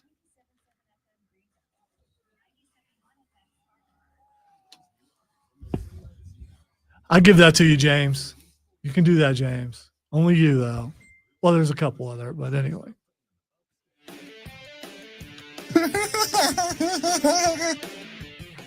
So glad you found that. Oh, Gronk. Oh, Gronk. Gronk was on Edelman's pod again. And he asked him, do you like Asian food? Gronk's like, what's Asian food? Edelman's like, it's, like food from countries that are on the Asian continent. China, Japan, Korea, Vietnam, India. Gronk's like, is orange chicken Asian food? Because I like orange chicken. And in fairness, it's a good pick. I do like an orange. I'm a big General Tso's chicken guy. Had it for dinner on Saturday. Big General Tso's chicken guy. Love some good Chinese food. Okay. Gronk was completely lost in the conversation, and I'm just here for it. At this point, if you're not a Rob Gronkowski fan, I don't know. I don't know why not. He's just a big, lovable goof at this point. The worst thing, how every now and then you get scared because, you actually end up liking an athlete, and then something comes out that you're like, oh, man, that's disappointing. Now I have to dislike you, even though I really did like you. At this point, I just hope Rob Gronkowski stays clean forever. Because he's just a big, lovable goofball. What do you mean by clean? Just, don't have done anything terrible. And don't do anything terrible. All right? Don't turn out to be Deshaun Watson. All right? Don't go out and had an excellent DUIs. reputation supposedly until that point. So yeah, it's so weird. Everybody I've ever talked to that knew him, covered him, whatever, worked around Clemson, said he was just a stellar stand-up human being, and then not that. I did hear a few things, but it's just about stealing people's girlfriends. But I mean, that's a quarterback of a D1 football team. Kind of comes with the territory. Star quarterback. Quarterback. Heisman threat. Natty winner. Kind of comes with the territory. Unfortunately, for those of us that are just normal dudes, and we're not quarterbacks of D1 football teams, that's how it goes. Sometimes beef wins. It's a reality. I just want you to know, in case you've forgotten, we win trophies around here. That's also true. I mean, we are the D1 quarterbacks of local sports soccer. We are. Hopefully, we don't have the same problem that the Chiefs did. We are reigning defending for 2 years running. I don't mean to sell out my own mother here. For those of you that are not watching the stream, which you should, Facebook.com/The Fan Upstate, The Fan Upstate on YouTube, or now, welcome back, The Fan Upstate on Twitter, or The Rob Brown Show on Facebook, on YouTube, or on Twitch, because we're hip young millennials. I have done the entire show standing up today. All right? Your boy put 12 back on since the wedding, got up to about 230, working to get back down. Kind of want to hang at that 220 weight, sitting at about 227, want to get it down to 220. And got told by a dear friend of mine who works in this industry that one of the things that they did that made losing weight a little bit easier for them was to stand up when they do their show. They also do a 4-hour show. They said, I started standing up during the show. Feel better every show. And I got to tell you, I do. I've been doing the whole show standing up. My mother, my dear sweet mother, just texted and said, do you have to pee or are you high? I'm just standing up.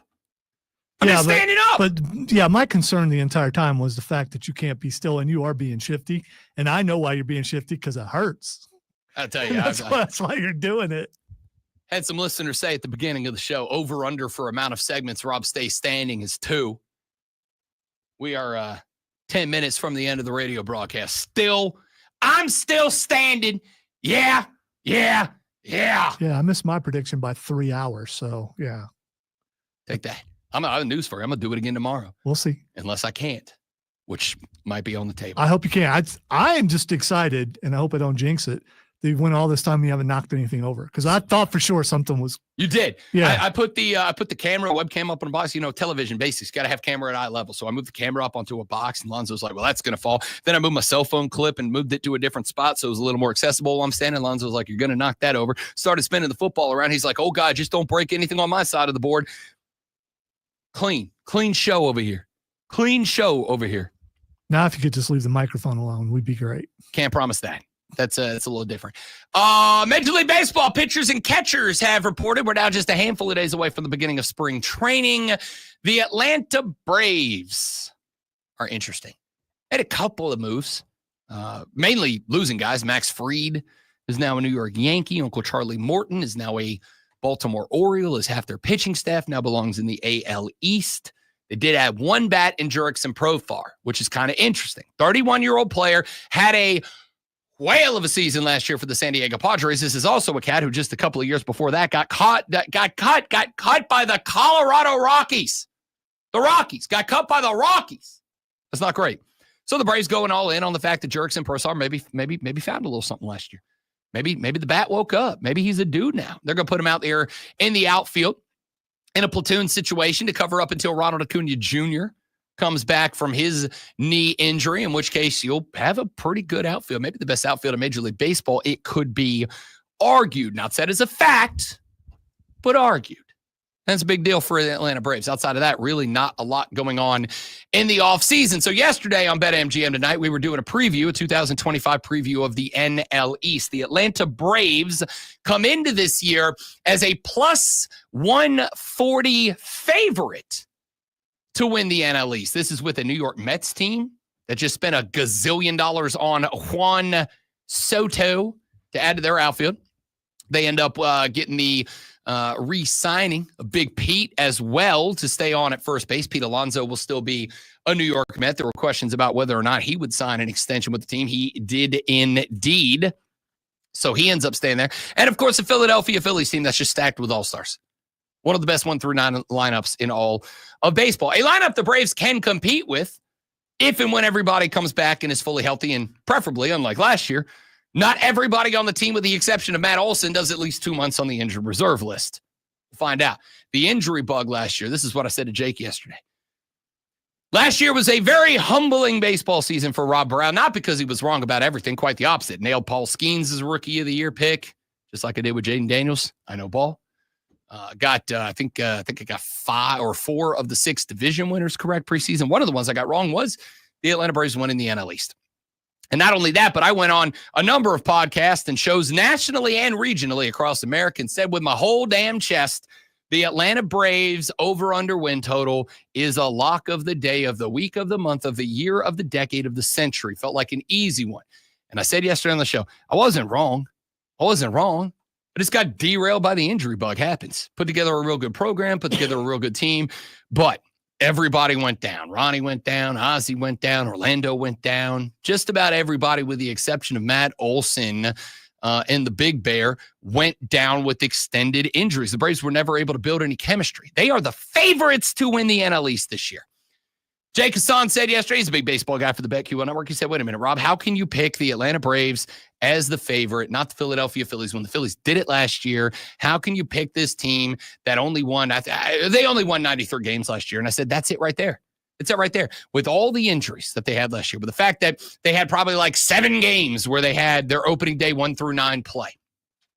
They lost the last year's reigning defending undisputed NL most valuable player in Ronald Acuna Jr. They lost all their infielders with the exception of Matty Ice. They lost all their outfielders for extended time. Never had any consistency in the lineup, and yet they were still a 93-game winner. Still a 93-game winner. If they can build that, they're going to be fine. And here is the thing, and this is why it's very interesting. Alex Anthopoulos is still the general manager of this baseball team. Alex Anthopoulos, as you know, builds a team up 2 ways. Number one, he brings up young prospects. The Braves are sitting on a bunch of them right now, which is kind of interesting. Number two, Alex Anthopoulos is going to make some trades during the year.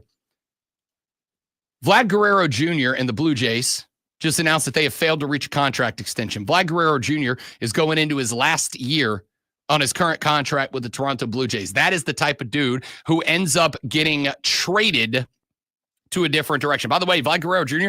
is only 25 years of age. It feels like Vladdy Guerrero has been a member of the Toronto Blue Jays for a decade and a half. He's 25. He's still available. Free agency in November if he doesn't get traded. He's getting traded. And he's getting traded earlier in the season. Not a deadline last-minute move. He's getting traded. Don't be shocked if the Atlanta Braves make that play. I don't know what they do. He plays first base. You can't put him at first base, not when you got Matty Ice Ice Baby Olsen out there, who 2 years ago was the NL home run champ. I don't think you can replace him. But Vladdy can be a DH. You can move off of Marcell Ozuna, who is not just a lightning rod of controversy for the Atlanta Braves, but on top of that, he's had an okay season last year. Wasn't the guy you want out of the position. Vlad Guerrero could come in and be a 25-year-old DH for like a while, like a hot minute. I'm interested to see if he is on the target list for the Braves. And now, the Rob Brown Show presents Twitter. Con number 2 is standing up. I can't see the clock. Well, there are other clocks around, including one on your computer. Yeah, I know. I see that now. Point that out. By the way, you stole a good portion of my sports X's just in that last segment. So, Yeah, I saw you scratching furiously. That's my bad. All right, so the first thing that's Xing is Joe Flacco. You didn't get him. Joe Flacco. That's Joe Flacco trending. Joe Flacco's trending because it's his 52nd birthday. I believe he is trending because of they've named all the quarterbacks who've won Super Bowls in the last little bit, and most of them are AFC quarterbacks, and Joe Flacco's in that list. Sure, why not? I'm down for it. And he keeps coming back and keeps winning whenever he comes back, and good for him. Can't be mad at a cat for trying. All right, the next thing that's Xing is Dave Meltzer. Okay, so there's a real interesting thing going on in the world of professional wrestling right now, and I credit Triple H for it. WWE is doing a fantastic job of just throwing fire onto the dirt sheets and like giving them some stories, but also giving them some false stuff to run with. They were the ones that ran with the Drew McIntyre was really mad after he lost his title a while back and wasn't going to re-sign. Then he totally did. And like, I really like it. I can't imagine we're not going to see Dave Meltzer have a full-on aneurysm on his web pod one day because he just keeps getting tricked. Well, he and Bubba Ray are really going at it right now on X, so you should check that out. Over what? It's very entertaining. Over just about everything. By the way, LFG premiered last night. It's actually pretty good. You should watch it. Yeah, I saw some clips from it. It's tough enough. But with the Undertaker. I'm here for it. I saw I did see a clip with Bubba Ray, who was trying to bring some emotion out of one of the young ladies that was participating, and I'm like, oh, they are not holding back on this. Oh, they're really, really going behind the scenes about psychology and things like that. It may be too much, but we'll find out. All right, the next thing that's Xing is Jade Cargill. Jade Cargill. 100% Bianca put her down, right? 100%. At this point. Yeah. She was tired of carrying her. She had the opportunity to bring in Naomi. They immediately win the belt. 100% Bianca did it. Jade Cargill versus Bianca at WrestleMania would be. Slap her. Yeah, it'd be nice. I'll take that back. Bianca can go. Jade Cargill, not a great wrestler. But getting better. But she can carry her. And she's not wrestling right now because she's injured. So that's hurting her experience-wise. But out of all the possibilities of who hurt her, Bianca is the best bet. Can you turn Bianca heel, though? Her husband is. Yeah, but they're getting divorced. No, they're not. That's what I heard. Are they? Yeah, I read somewhere this weekend that they're on the road to divorce. I didn't see that. Which is sad. It's too bummer. I like Montez a lot. Have to look into that and see if that's true or if that's just more Dave Meltzer stuff. But even so, like, she's a huge, again, it's kind of like Cody. Like, I'm tired of people who turn Cody heel. He's not going to turn heel. He's the biggest merch seller in the company. They're not turning that heel. They're not throwing that away. What if Jade hurt herself? We've seen that already, especially in NXT. I can't wait for the surveillance clip where she just falls off a loading dock. Yeah, she just fell into the car. Yeah, it could be. All right. Hit the Peter Griffin. Why not? The next thing that's Xing is Tom Holland. I don't know why specifically he's Xing. I did see over the weekend that there was a discussion, and I don't even know if this is accurate, if it was just something I read in passing, but there was discussion about the potential, because I guess the next Spider-Man, because Holland's on for more Spider-Mans, the next one is going to be another multiverse movie, and the rumor is that Paul Giamatti wants to come back and do Rhino again, which, yes, please. All right, so this is about Odyssey, the Odyssey movie, which everybody in Hollywood in for. So they just released pictures of Matt Damon as Odysseus. Damon. So now we know that Tom Holland is not Odysseus. So I thought we knew that for like a while. There's rumors. Oh, okay. He didn't put out who was playing who yet. And they still don't know who Tom Holland is, but there's been speculation. Not gonna lie, all in for the Odyssey. Oh, look, Shador is Xing. I don't know why Shador is Xing. Me either, but it just popped up. I did see that Cam Ward was trending yesterday because he said that any team who passes on him as number one quarterback in the draft, he'll remember that. Okay, we'll find out. That's it for us. Thanks for being here. I hope you enjoyed the show. Yes, I did make it all 4 hours standing up because I am an icon in the sports broadcasting world. So you can't see my throat slash on there, can you? I'm going to have to bend No, I can up. see you on the screen. Okay, all right. Y'all have a great rest of your day. Don't drink and drive. I'll punch you in the face. We'll see you back here tomorrow to do it all over again, but better on the award-winning Rob Brown Show in the Fan Upstate. Later.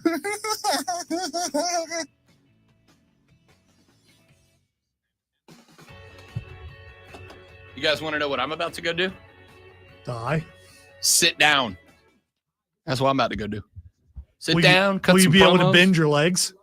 I gotta tell you, the last 15 there, I was kind of like, what if I just like did a segment down here? What if I just stretch the glutes a little bit? That's all right. I'm telling you, we're dropping the LBs, baby. Actually, I kind of enjoyed doing the show standing up. I felt free. Why are you standing? Asked Stephen Webb. I'm standing, Stephen Webb, because I got down to 215 for the wedding. I came back up to 230. I'm now back down to like 226, 227. And your boy is trying to get himself back down to fighting weight. And I talked to a couple of weeks ago, somebody who does radio for a living, who also was fat and then got unfat. And I was like, yo, how'd you do it? Because for me, I just denied myself the enjoyment of food for a very long time. And the answer was a list of things. They're like, it's not about like denying yourself food. It's about just making a lot of small choices that are all good for you and letting those be greater than your bad choices. And one of them was he does his show standing up for 4 hours, which burns a few hundred calories just by standing. And I was like, you know what? I got the tools. I got the resources to try it. YOLO, let's see what happens. So I decided to go for it today. And then when we started the show, a handful of your online cohorts in the Armada said that Rob Brown could not go 1 hour making it standing up during the show. I took that as a personal challenge, and I did all 4.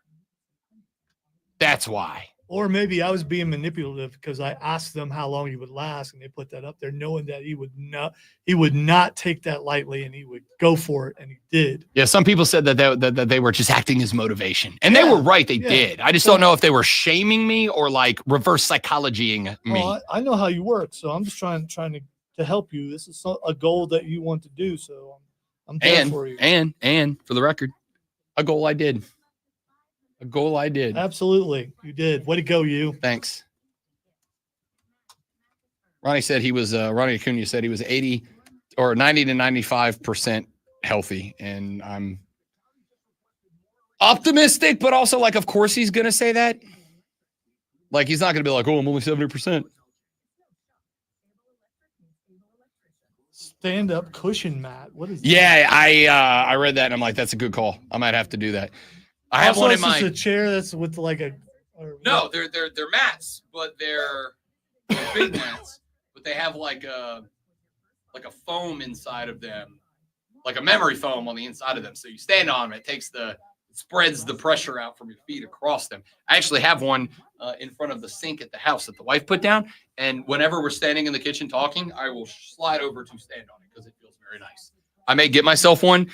Here's the only issue with the standing during the show thing. Is that to start and then to end every show, I have to move a bunch of stuff, which I don't mind doing, but I don't know that Diesel is going to be cool because he sits with a sit-down mat. And on top of that, I don't want it ruined by the sliding chair all over it. So I have to move a mat every day, and I don't know if I'm that motivated or not.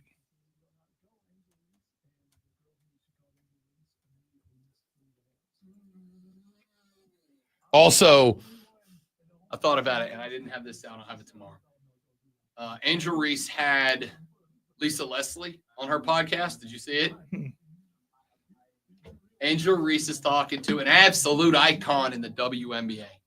And she says, what advice do you have for me going into year number 2? And Lisa Leslie says, we need to work on how you shoot your layups. And Angel, like you could see on her face, got real disrespected by it. And I'm like, she's trying to help.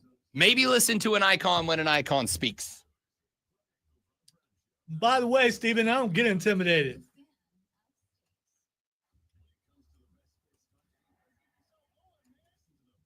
I don't know what pose Rob would have to do to try to intimidate me.